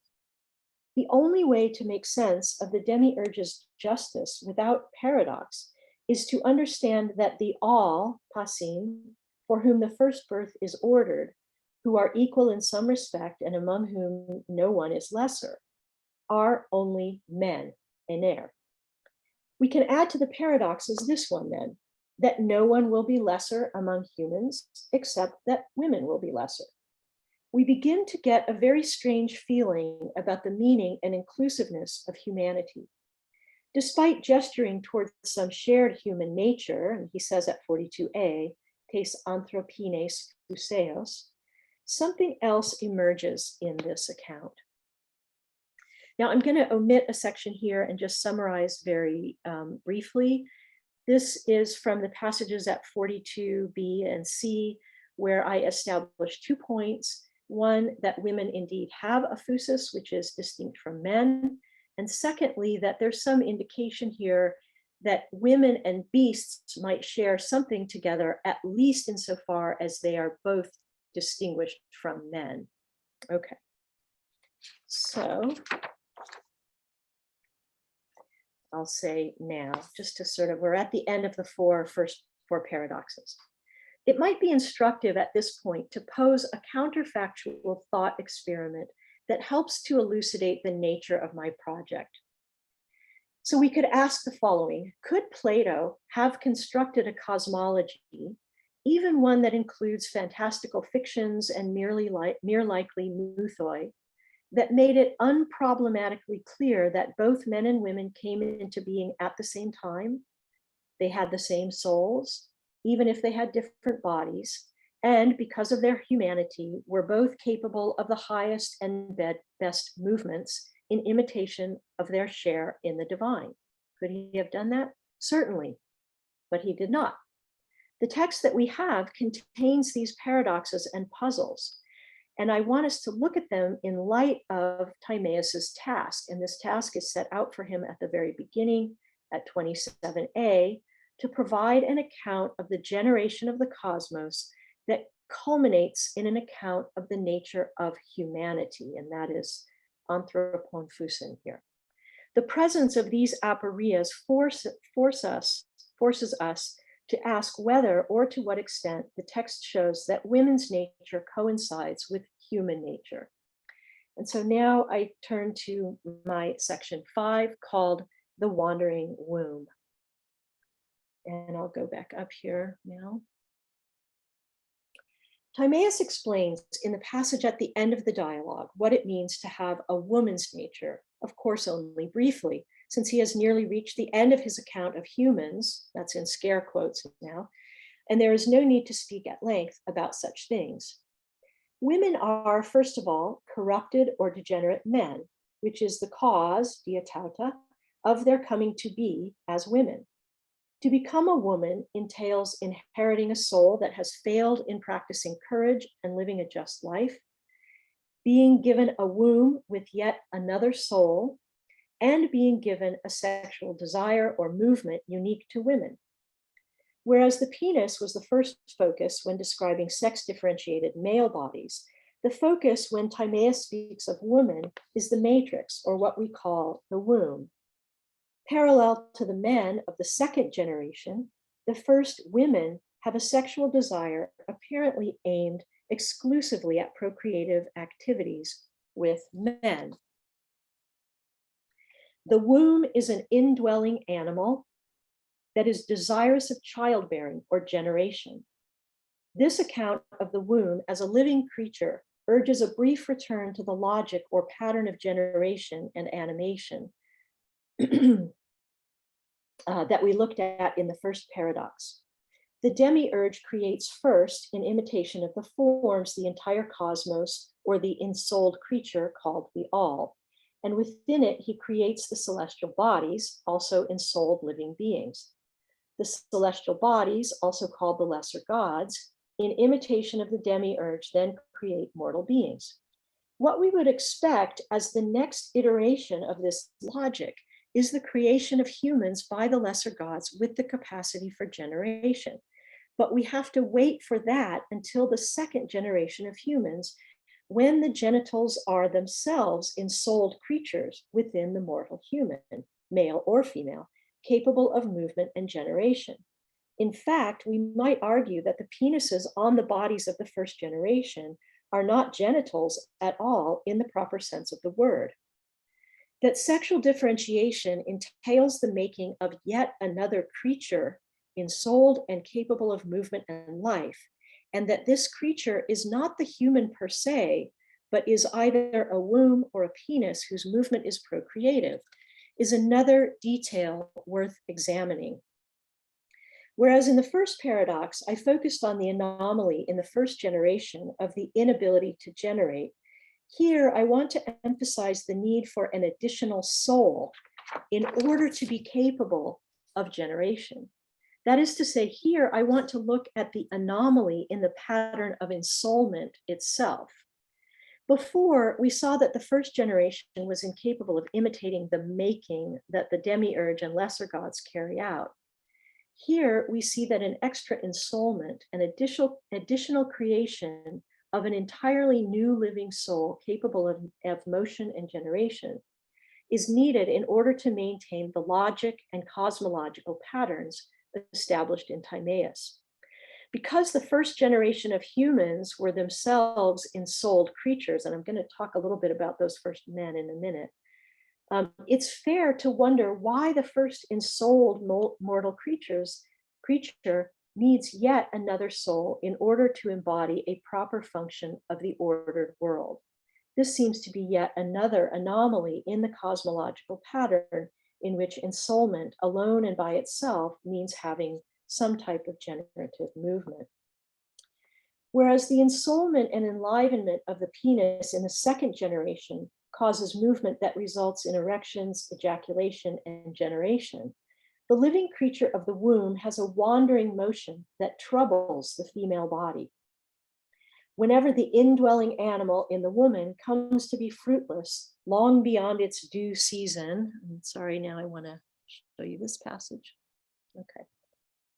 Oh, I'm sorry. I'm exactly where I want to be. Yep. Okay. Whenever she becomes fruitless, long beyond her season. Okay. The womb's wandering motion is incited in a fashion parallel to the unpersuadable and autocratic penis in the second generation of men. The womb grows irritable and wanders everywhere throughout the body, blocking breathing passages, throwing the woman into extreme frustrations, and bringing all sorts of other diseases. And that's nosus. I want to just flag diseases here. This belief in the wandering womb was not uncommon in the ancient Greek world. Now, I'm going to skip, but just summarize briefly parts of the text where I established the following things. There's two possible meanings of this due season. One, and they're both temporal in nature. One is that this means the menstrual cycle that regulates this cycle of disease and so forth. Another possibility is that it's the time between pregnancies.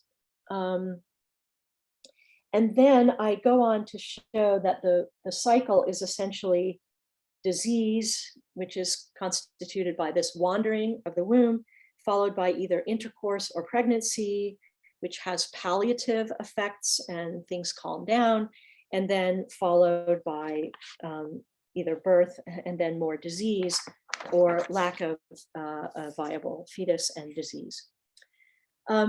Then the third part that I'm going to omit, but just summarize, is I established that this temporal cyclical aspect of women is linked to the demiurge's creation of time through the creation of the celestial bodies. Okay, so that's where I'm going to pick up right now.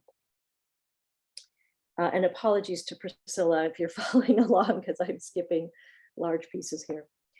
I'm on page 14 if you're wondering here. The demiurge creates a moving likeness of the eternal, as like to the eternal nature as possible, in order to imitate the perfect and intelligible living creature. And I want to flag here, perfect here is teleoi, and intelligible is noetoi.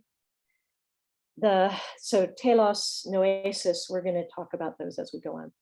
The heavenly bodies thus do more than mark time, they bring time into existence. Night and day are the most intelligent, and that is phronimotates. Night and day are the most intelligent cycles among them, followed by month and year. Planetary movement, by contrast, is wandering, having apparently irregular patterns that humans have yet to figure out. And so that's uk ene noekotes anthropoi. So humans have not noeticized the movement of the planets yet. They are baffling in their multitude, yet wondrously embroidered, he says. Their very name means wanderers, in fact, and Timaeus makes explicit note of the eponymous wanderings, tas planas, of these bodies. While there is periodicity to women's cycles, there is not necessarily regularity, just like the planets as they appear to the Greeks. The womb is also a wanderer, imitating the wandering, irregular, unintelligible, that is anoetic movement of the planets through its embodiment of irregular time periods, whether that's menstruation, gestation, time between pregnancies, or some other measure of time. The wandering womb that makes women women is thus conjoined to the temporal as opposed to the eternal, to the irregular and unintelligible as opposed to the regular and the intelligible, and to disease as opposed to health. So section 6, the wandering cause. Okay, so let's see. I think I'm now here. I think I might not have these passages on here, but they're brief.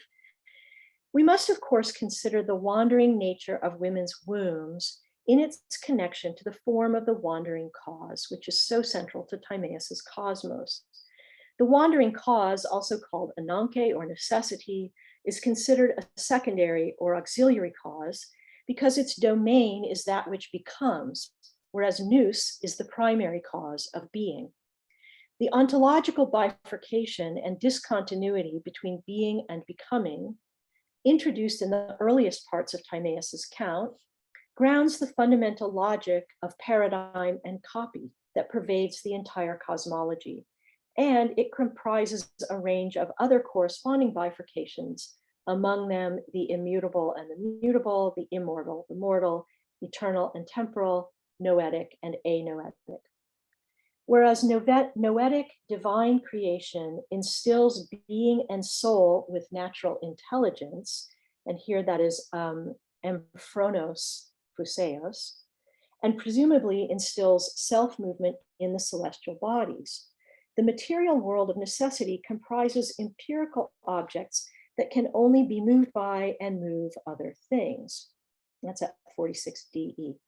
The sense of necessity here refers not to some determinism or natural law in the material world, but rather to movement that produces chance and irregularity, and that's at 46E. In addition to chance and irregularity, the wandering cause is a kind of being led astray, an inherent wrongness or error. The wandering movement inherent to women's wombs, clearly an echo of this fundamental cosmological cause, attributes an irregularity or errancy of movement to the living creature that makes women women, a waywardness inherent in women's wombs and their phusis. Since the wandering cause directs the material world, women are thus expressly linked, insofar as they are associated with wandering, chance, and error, to materiality and the visible material world, though, as we shall see, in a way that men of the first generation are not. The visible material world is especially significant to Timaeus's cosmology because we are sensate beings. Sensation requires body and soul together. There needs to be some means for exchange between the sensing agents, sense organs, and the material world, and an exchange then between those sense organs and the soul. The lesser gods, in obedience to and in imitation of the demiurge, and using the leftovers of the divine soul, create the first mortal beings, humans. And now I won't do it, but I'm kind of putting humans here in scare quotes as I read on. But even so, there is trouble in their conjoining of the immortal soul to mortal sensate body. And this trouble helps us now to situate the wandering womb and women's wandering in the Timaeus into an ontological hierarchy. Borrowing earth, fire, water, and air, the lesser gods attempt the conjoining of divine soul to mortal body, not with the indissoluble bonds by which they themselves were created, but with tiny invisible rivets. They thus create an ensouled body subject to inflow and outflow. But the typically perfect telic circuits of the immortal soul now take on strange motion. Those sensations disorient the soul and its circuitry, disrupting their perfect circular telic movements. The conjoined being thus confuses up and down, left and right, and sane and other, as these first sensations wash over it. The sensing souls, or literally now aesthetic souls, move with violence or force in irrational ways and are wandering. And irrational here is logos, and wandering planomena. This conjoined sensate being is at first, and I want to emphasize this, it's kat archos, is at first unintelligent, anus, but the circuits can be calmed by an increase in nutriment. As time goes by, things settle even more. And when each of the circles goes according to nature and addresses the same and other correctly again, then the being becomes thoughtful, emphrona. Finally, good upbringing and education make this being perfectly sound and healthy, hugies, escaping the greatest disease, and that's noson. Without that education, it returns to Hades unintelligent, anoetos. This means that the first generation of men do have a sort of irregular motion in them, but it is expressly due to the divine that is joined to them, the meeting of the two ontological modes in one body. For women, on the other hand, the wandering is not a combination of divine soul and mortal body, but is due to the conjoining of another mortal soul, the creature of the womb, whose inherent motion is wandering and irregular. The first conjoining and its anoetic consequences eventually right themselves to rationality again and to health. But the later joining of the wandering soul to the female body introduces into women essential wandering or irregular motion and inherent disease that are not righted by good education, but are a part of her very embodied and ensouled being. In the hierarchical logic of Timaeus, wherein each iteration of newly ensouled creature is somehow lesser than what preceded it, we must wonder if the first generation of men were more noetic, having movement in their souls that more ably imitated the noetic design that preceded them. In any case, we are left again with an uncanny feeling about this first generation of men. They both do and do not belong clearly alongside the errant material world. They both do and do not belong to the divine noetic world. The cosmology makes very clear, however, that women, appearing only in the second generation, embody inherent wandering, anoetic motion, materiality, and disease. This deepens our questions about what it is to be human and what it is to be a woman. Timaeus's hierarchical cosmology, along with these puzzles, compels us to wonder not only whether women are excluded from the human, but also from any share of the divine. And so now I'm in section 7, the sources of the paradoxes. The introduction of the wandering cause coincides with the moment in which Timaeus must begin his narrative again, a new beginning that modifies the original dual ontology of being and becoming to add a third thing, the place of becoming, the receptacle or the chora. Many scholars have explained that the paradoxes and aporias that arise in the dialogue are consequences of the fundamental ontological discontinuity between being and becoming. And I'm going to skip a part here where I talk about two authors in particular. John Sallis has a very interesting take on this issue of some temporal discontinuities where Timaeus has to begin his narrative again several times. And Sallis takes on this whole notion of beginnings and temporal discontinuity. And then Sarah Brody, who also takes on discontinuities between divine creation and mortal reproduction, basically biological reproduction. And she has a hypothesis that the only way to explain this discontinuity between the initial divine creation and then later generations of mortal recreation or reproduction is to imagine that there is what she calls a human prototype in the first generation, which, by the way, is what I'm calling men, the very first generation of humans. She says that that is the human prototype. Okay, so, and by the way, she also refers to this human prototype as strange. If Brody is correct that this paradox of the human prototype occurs because in its first incarnation, it must bear the stamp of the divine while still being part of the natural order, and if we accept the evidence that I have evinced here, that the first generation of men, if in gender, if not in sex, then this means that men are the ones who bear the stamp or the divine imprint, and men are the human prototype. I have broad agreement with Brody and Sallis, but even so, I want to pay attention to something slightly different here.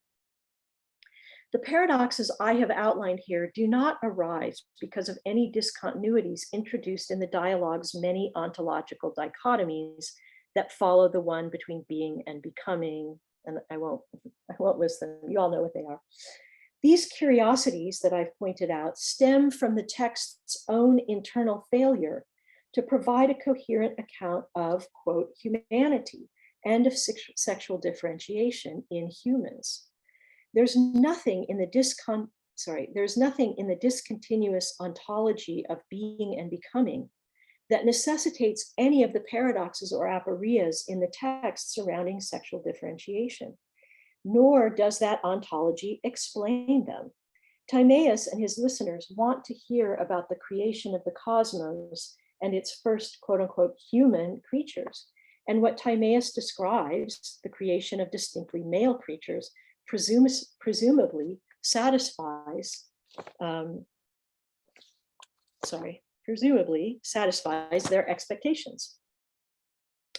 The conclusion of Timaeus's account, and now I'm back up here. The conclusion of Timaeus's account of sexual differentiation brings all that I have argued to a fine point. He wraps up his story of women, the womb, sexual desire, and pregnancy at the end of the dialogue, saying, so that's how women and the entire female sex were born. Unaikes men unkai ta thelu pon huto gegone. He emphasizes here that women were born or generated only in the second generation and as punishment. The earlier description of the lesser gods mixing earth, air, fire, and water to make the first human and rivet the immortal soul to its body is decidedly not how or when the female sex was born. This explicit claim at 91D solidifies our sense that the first generation of humans were indeed men. It also reflects a cultural presumption about women as inferior beings. Timaeus's introductory remarks about sexual differentiation make this even clearer. Just before the passage in which Timaeus introduces sexual differentiation, where he claims that he need not spend too much time discussing what he's going to talk about next, he says he will now provide an account of the generation, quote, of the rest of the animals, ta gar ala zoa. He begins with women. Women are therefore clearly included in the category of other animals. Indeed, immediately after this brief description of women, Timaeus turns to the birds. Now, I'm going to skip another little section where I take up some scholarship. I pick on Francis Cornford as a paradigm of this, but there are others I talk about in the footnotes, Chelsea Harry and Ron Polanski being among them, who are trying to make cases that, but of course, women are included in this first generation. Of course, Plato never meant for there to be quote unquote humans before sexual differentiation. And what I find useful to my own case is the kind of somersaults, I guess you would say, that they have to do to make the case that they're trying to make, which I don't think they make it successfully, but I find their work useful nonetheless. And so here's why I think it is useful.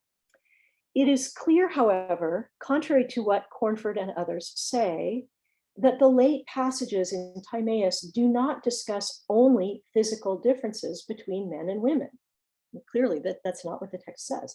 But implicitly and explicitly, these passages show that human psychic life is deeply implicated in sexual differentiation. First, women arise as a punishment for a corrupt soul or activity of the soul. And what makes women women is indeed another soul, essentially different from men. Second, as I have shown here, women and sexual differentiation are introduced after Timaeus tells us he will now turn to an account of other animals. And given the hierarchical logic of creation in this dialogue, creatures who come before are superior in some fashion to creatures who come after. Finally, Cornford and others' accounts reveal that they do see women's erasure and devaluation here in the text. That Cornford even felt the need to make this point explicitly indicates that he is scratching at something in the text that itches. The need to explain and to resolve the anomalies and paradoxes in a text that says otherwise arises from our sensibility that women are humans too. We notice the paradoxes of sexual differentiation and the uncanniness of the first generation of humans that I have outlined in Timaeus's Cosmos, we notice a troubling ambiguity that lies at the roots of humans' place in the hierarchy of this cosmic order and in the remainder of the divine in men. They, meaning men, are mortal beings linked to the gods, striving for being with the residue of the noetic. The account of women lacks this uncanniness, and women as such are not creatures caught in the in-between of divine and human, but rather are creatures caught between human and beast, human and non-human animal. When it comes to sexual differentiation in Timaeus, men just might be gods, and women just might be human. Thank you. Okay, so I will stop sharing. Thank you very much, Jill. And now Priscila Alba will give her comments on the paper. Please, Priscila.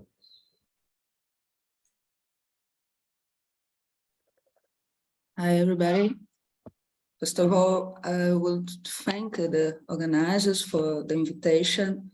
I'm very pleased to stay here to meet Professor Gordon, and I would especially like to thank you, Pedro, who told me about the symposium since last year. Thank you so much for this invitation, Pedro. I hope that someday I could invite you to such a great symposium like that.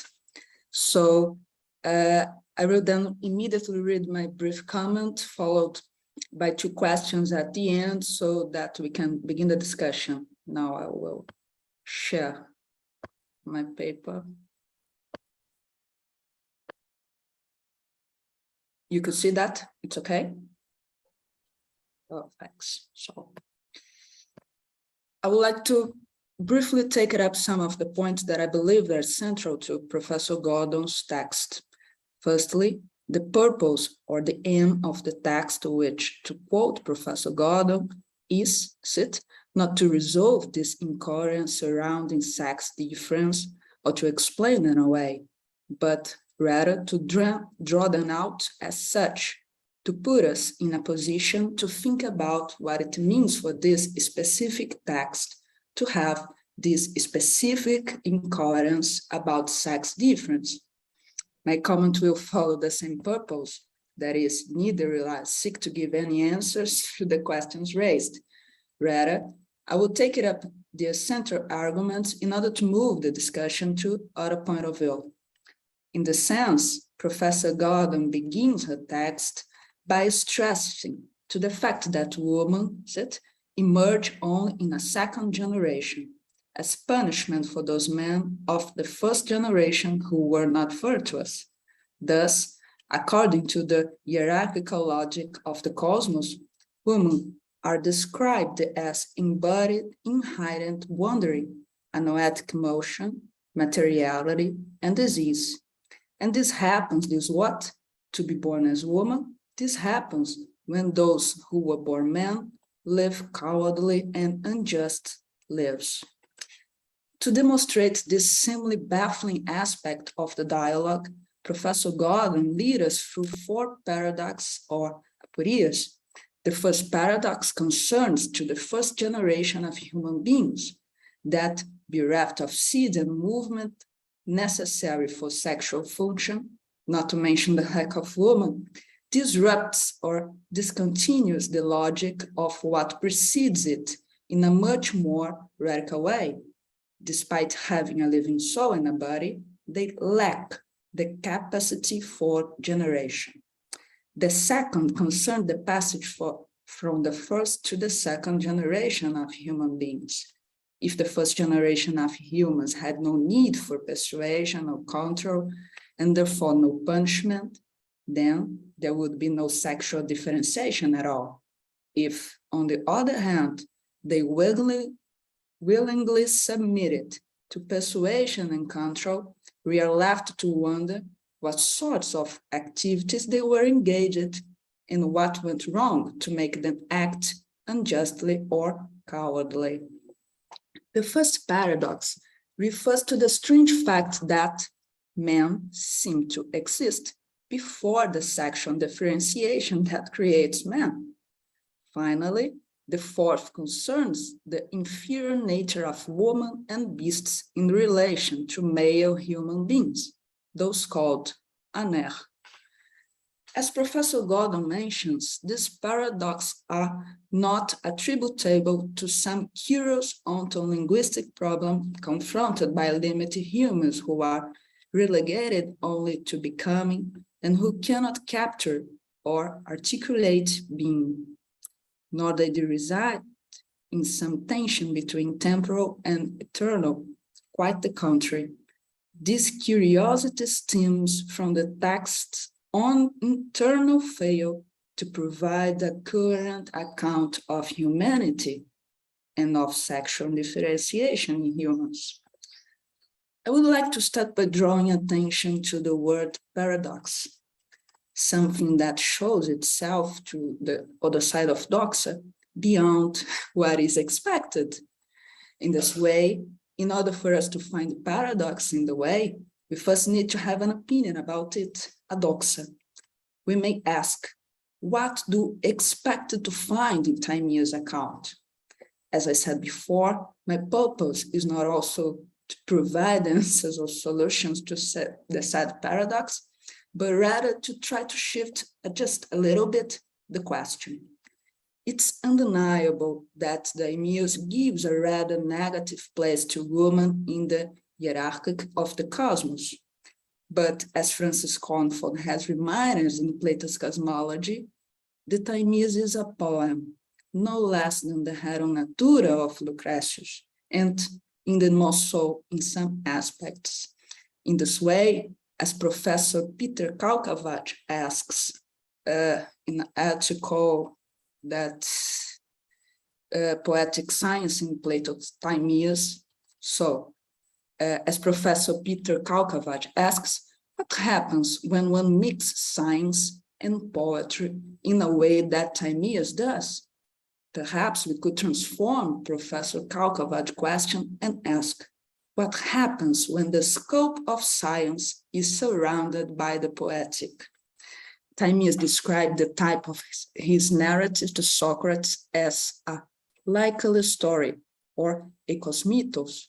At this point of the dialogue, the character tells Socrates that they should be content if they come up with statements that are plausible as anyone else. And we should bear in mind the fact that I and all of you, the speaker and his judges, are no more than human, which means that on these matters, we ought to accept the likely story and not to demand more than that. I'm using here the translation of Robin Waterfield for Republic, Timaeus, and Critias.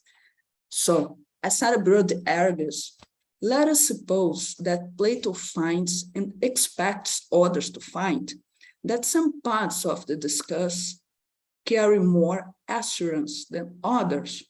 In that case, he regards some parts as more equata, likely, than others, because it was down in the exordium that the same of being assured is the cognitive correlate of the equata.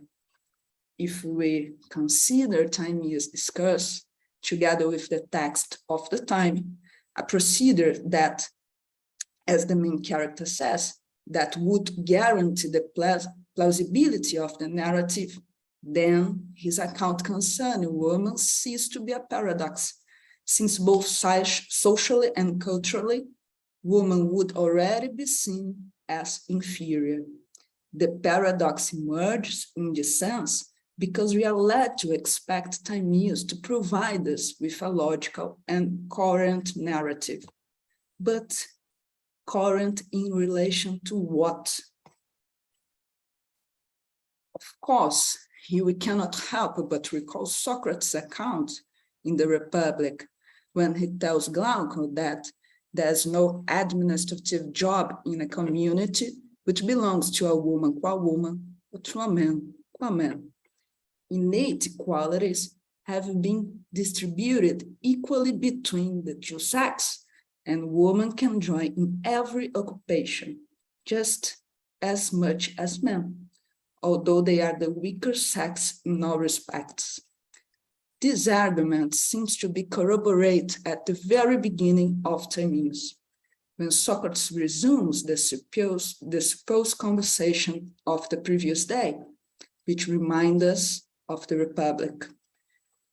In the Timaeus, Socrates says they touched on the question of the female guardians and said that the characters were to be made to match the men's more or less exactly, and that in every aspect of life, including warfare, all the women were to be assigned all the same tasks as the men.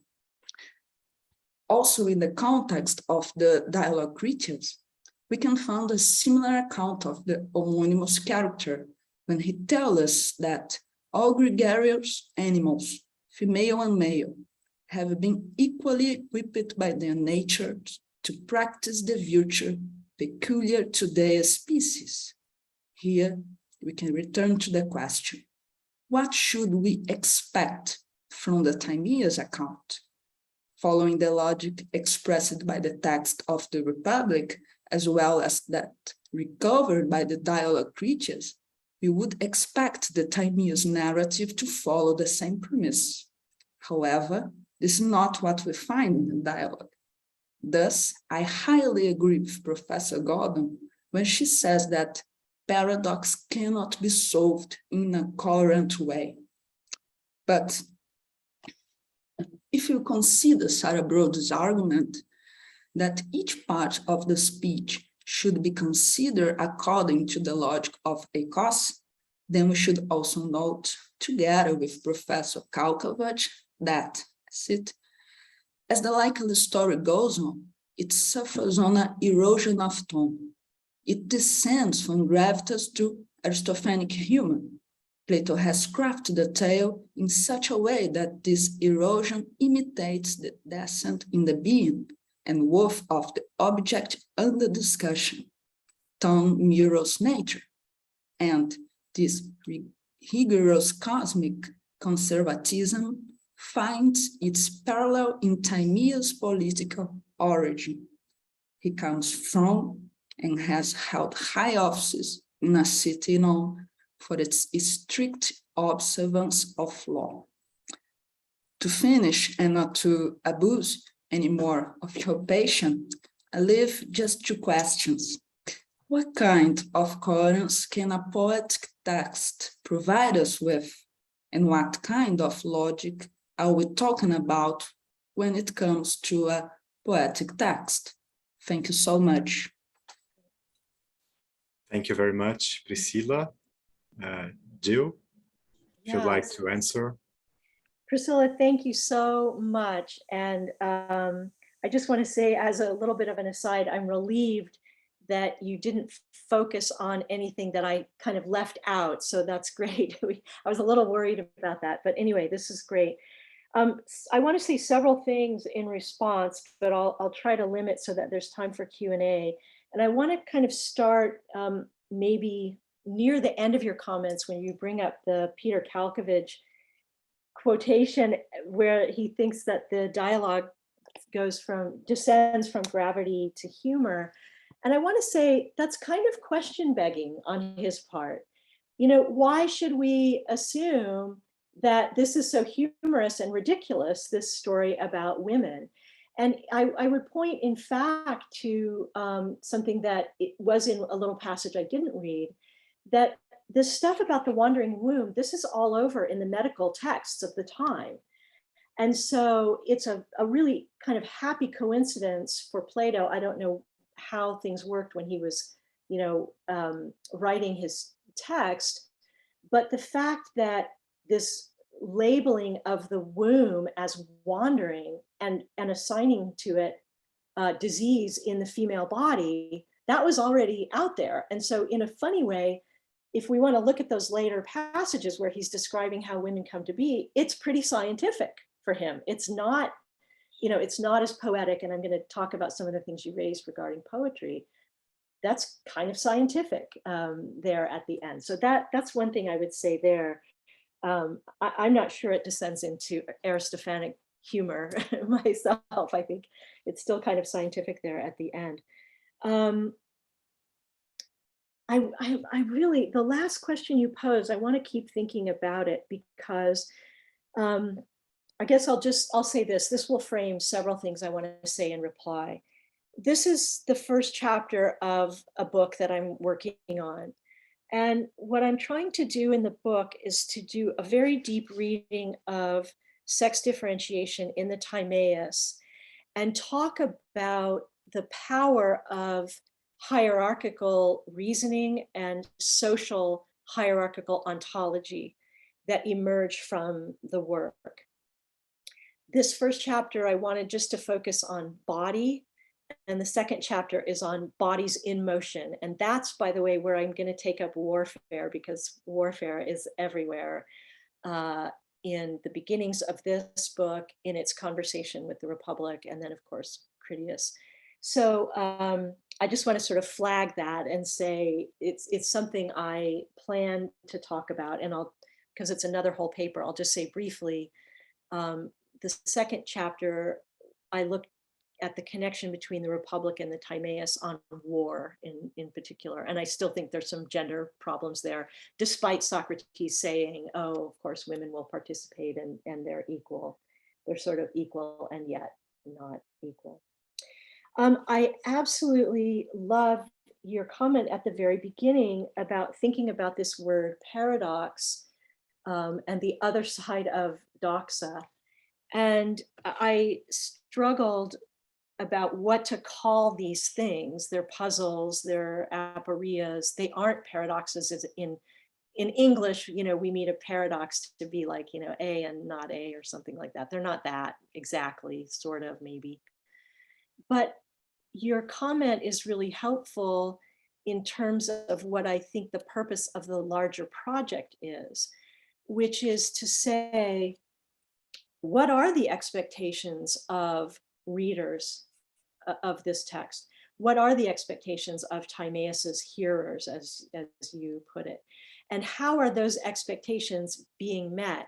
And in that regard, I think you didn't quite say this, but I think you're onto something. These are not paradoxes at all, right? That what I'm pointing out are incoherencies in accepted belief about gender, perhaps, among these people and so forth. So I take that to heart, and maybe I'll have to think about that in terms of what I end up calling these. I also want to take up science and poetry. That's really fruitful.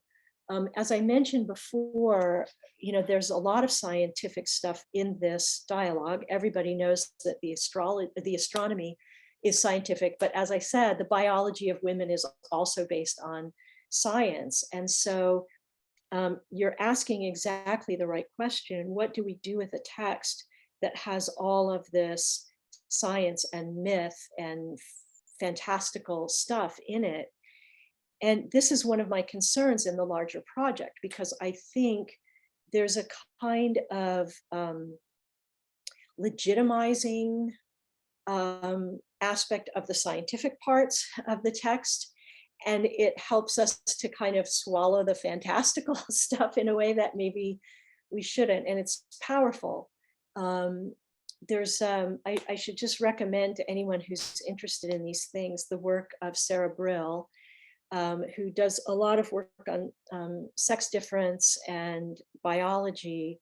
And she's working on something right now that speaks to the role of fantasy in ancient Greek concepts of birth and motherhood and gestation and fertility and that sort of thing. So I want to recommend that.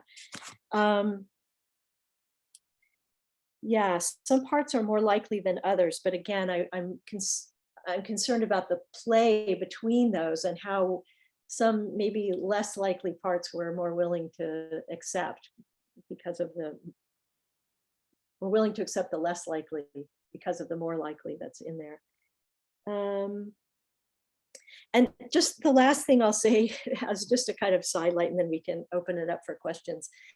I felt this profoundly listening to Olivier's paper I have said to many people on many occasions, and this is the paper I've not yet ever written, but I should write it, that the Republic is the playground bully of all the Platonic dialogues, because it's like, it doesn't matter what dialogue you want to write about, you know, there's the Republic going, hey, what about me? What about me? You know, and in my second chapter, where I'm really taking up bodies in motion, I call it, but the activities that are talked about, what are the activities of the men gathered there having this conversation? What are the activities of this first generation of humans, which are, you know, what did they do to get punished? I really want to try and figure that question out. But those issues of bodies in motion, and especially the question of war, loom over the Timaeus, and that's the chapter that I'm working on right now. I can talk about it if people want, although the ideas are, relatively speaking, uncooked. So thank you. And thank you, Priscilla, very much. Appreciate it.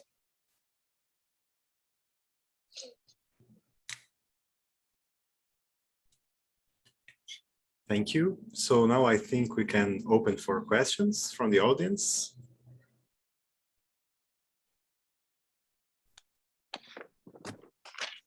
There's There's a a question in the question. chat, Bruno. Yes, from Fabiola. So Fabiola asks, she thanks for the discussion.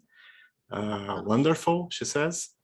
And her question is, if the professor think that women would be designed to make men also divine, helping in this project somehow, thanks, in the sense that women will be helping men in direction of the divine, I think. That's the question. I'm not sure, I don't know if Fabiola wants to respond, but I'm not sure I understand. Do you mean that in giving birth to men, that women play some role in that divinity, or in what capacity? I guess I could ask it this way. In what capacity? Yes, okay, thank you. Yeah, okay, so here I want to go back to Brody's work on this prototype. It's, you know, it's just so hard to get your head around what's happening between the first generation of humans and the second, because from the first generation to the second, there's not reproduction in any sense we would understand it. It's just a certain number of souls were created, attached to bodies. They lived a life. Some of them were good and they returned to their star, their soul star. And then others got reincarnated as maybe men, maybe women, maybe other beasts, depending on what they did. And it's then not until the second generation that we have sexual reproduction. So the way I'm reading the text, and I'm happy to hear other readings of it, the way I'm reading the text is that the divine was attached to those first souls of humans, and that, you know, women in reproduction, their role is basically as vessel, that pregnant women are not contributing in any fashion, psychic or material, toward whatever divinity might reside still in men. But again, I'm happy to hear other readings of the text. Thank you, Jill. Carolina, please. Thank you so much. That was very helpful in showing how the Timaeus has influenced a whole tradition of understanding gender. There was a moment in your talk that you said, please correct me if I'm wrong, that you said that gender is psychic. And I think you were referring this from the passage that says that women were generated as vicious, were generated from souls that were vicious, previously men's souls that were vicious. I wonder if this is a fair conclusion of the passage, because it doesn't seem to me that the soul is committed to gender, and the whole idea of transmigration is connected in somehow a new start in life, that you can live another life and you can become virtuous. So the way, if the soul was gendered, we'll have something puzzling, even more puzzling, that will be all men are virtues and all women are vicious. And what it looks like is that what we have is some kind of retributive justice that, you know, give this soul a much more complicated, hard, and situation in life to develop rationality. So you have a complex body, a complex social situation, and it is more difficult for women to become virtuous. And so it wouldn't be like the soul is gendered, but the incarnation is gendered. Thank you so much. Yeah, okay. So what you described that I said is half of what I said. So here is the curious, bizarre truth about the text. Humans have two souls. There is the first soul, which is riveted to the body. That's given to the lesser gods to attach, given by the demiurge. It's divine, it's noetic.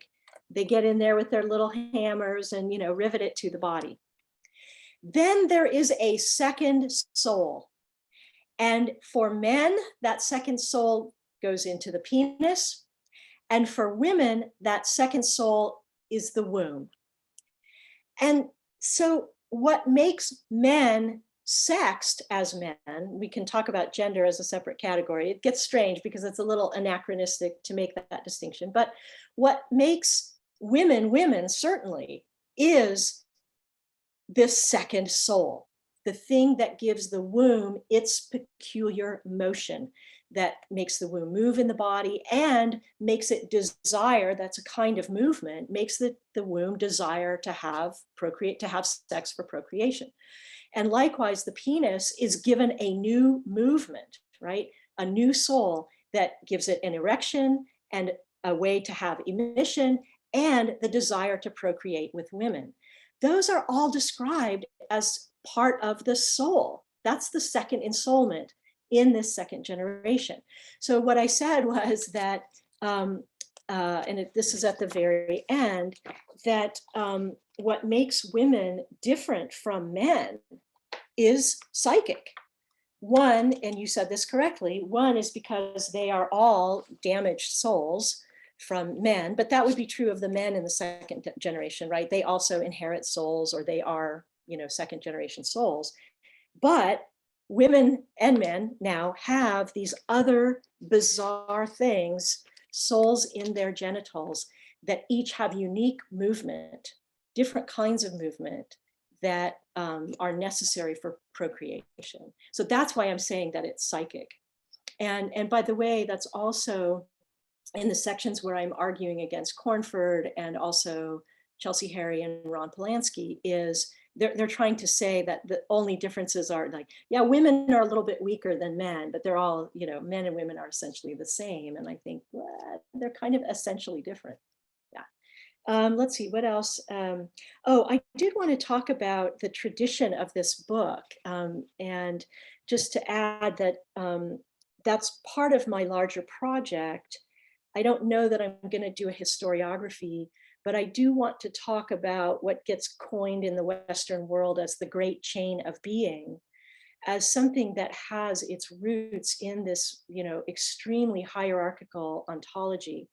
And people probably know the Paige Dubois book from the 1980s, where she's talking about this shift in the ancient world, from how to talk about difference. And she locates difference being discussed as hierarchy, starting with Plato. So yeah, thank you very much, Carolina. That was great. Thank you. Olivier has a question.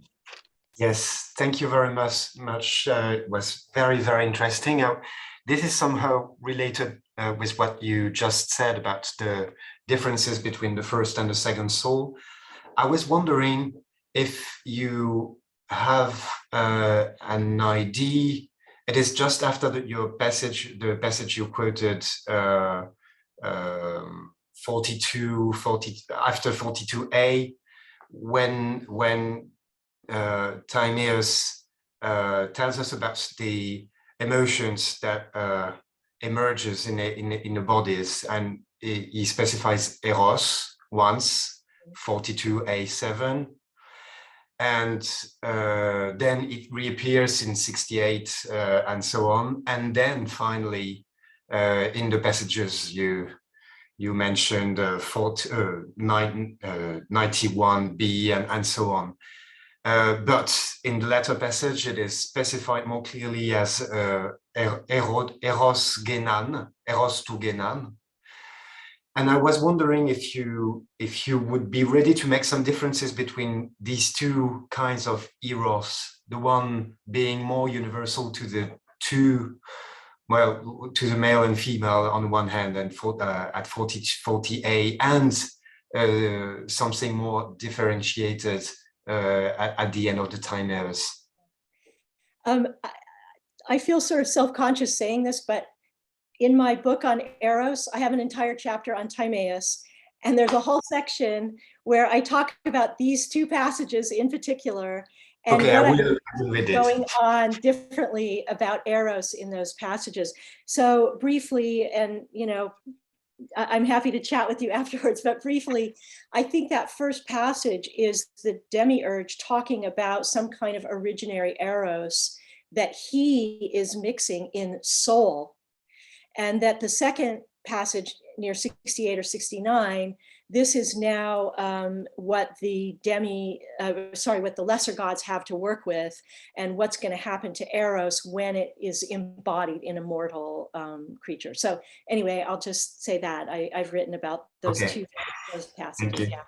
So it's the first chapter in the book on Eros. So Pedro. Yes. Thank you very much, Professor Gordon. It was a wonderful talk. And your book, it was already published in Portuguese by Loyola, the Plato's Erotic World. So we have also a Portuguese translation of your work here. So I had a question about the apparent departure of the Timaeus accounts of women in relation to Republic, creatures, some passages that Priscila highlighted in her commentary. So would you think that this departure from the Republic and the consideration of women's nature as essentially, or for the most part, equal to men, so that man qua man and women can achieve the same degree of virtue, and this in contrast to the Timaeus, because of the Pythagorean atmosphere of the dialogue and this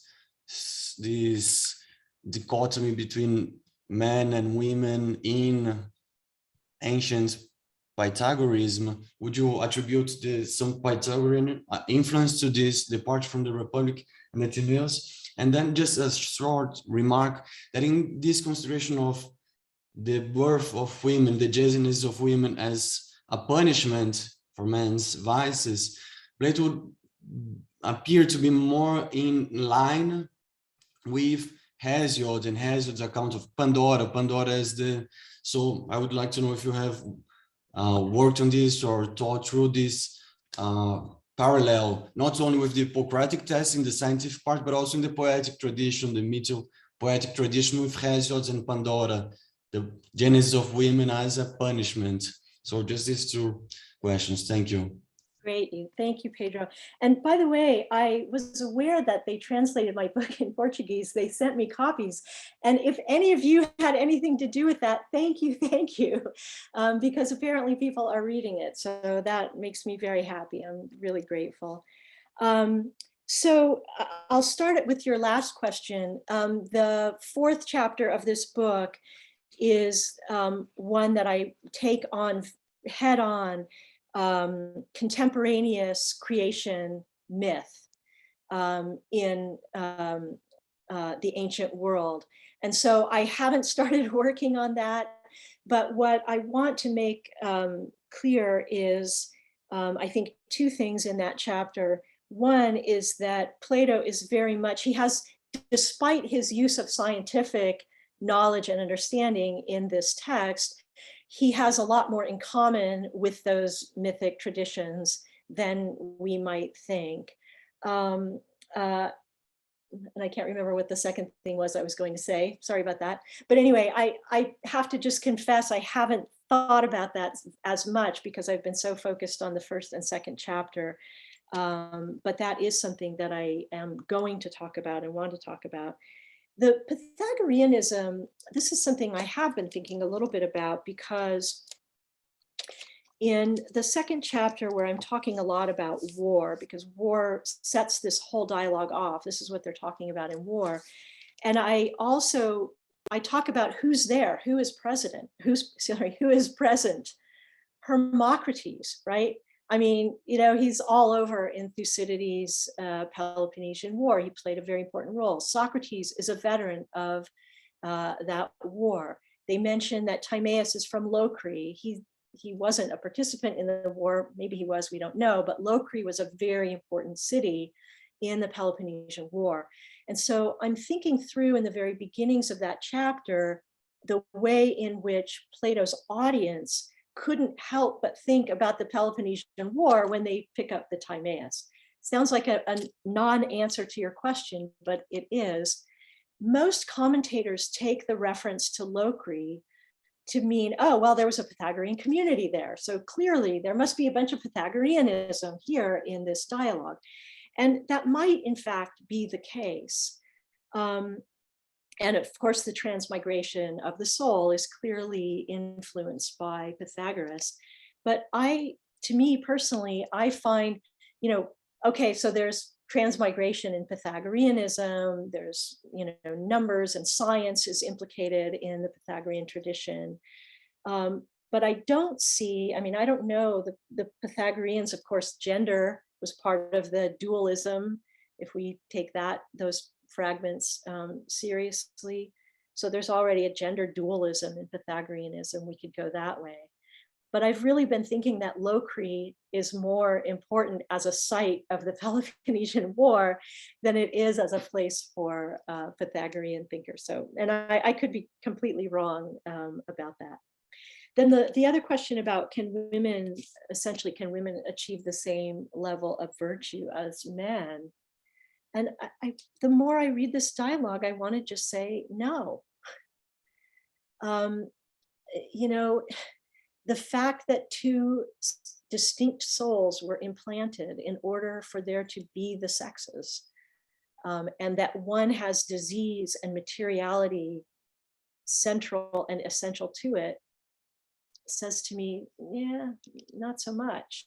But again, I'm open to people who will show me that the text says other things than that.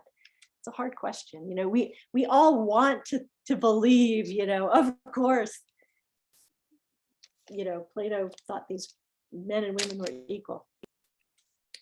Yeah. Thank you very much. Thank you. Thank you. I don't see any other questions.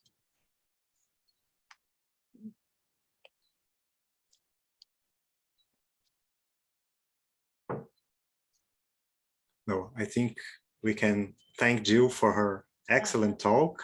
Thank you all. Thank you. And the program continues at 2 o'clock, right? Pedro, would you like to say something before we go? Sure. Yeah, it was wonderful. This first table of Plato's today. It's a real pleasure to be here and to listen to all of your presentations. And we will have the second table of Plato today at 2 p.m. from 2 p.m. to 5 p.m. And this Brasilia time. So it is important to keep in mind because I know that there were some problems in the beginning with the time zone, with GMT -3, Brasilia time zone. So at 2 p.m., roughly 2 hours from now, wherever you are in the world, it is 2 hours from now, basically. And it's the same link. And then, so at 2 p.m., we will have Luca Pitelu and Maria Angelica Fierro. Luca will present on the Timaeus as a thought experiment, and Fierro, Professor Fierro, on Plato's figures, Plato's appropriation of toeikon in the figures. So that's it, the same link, and see you all in 2 hours. Thank you very much for this wonderful, just wonderful first table. So thank you. Thank you, everyone.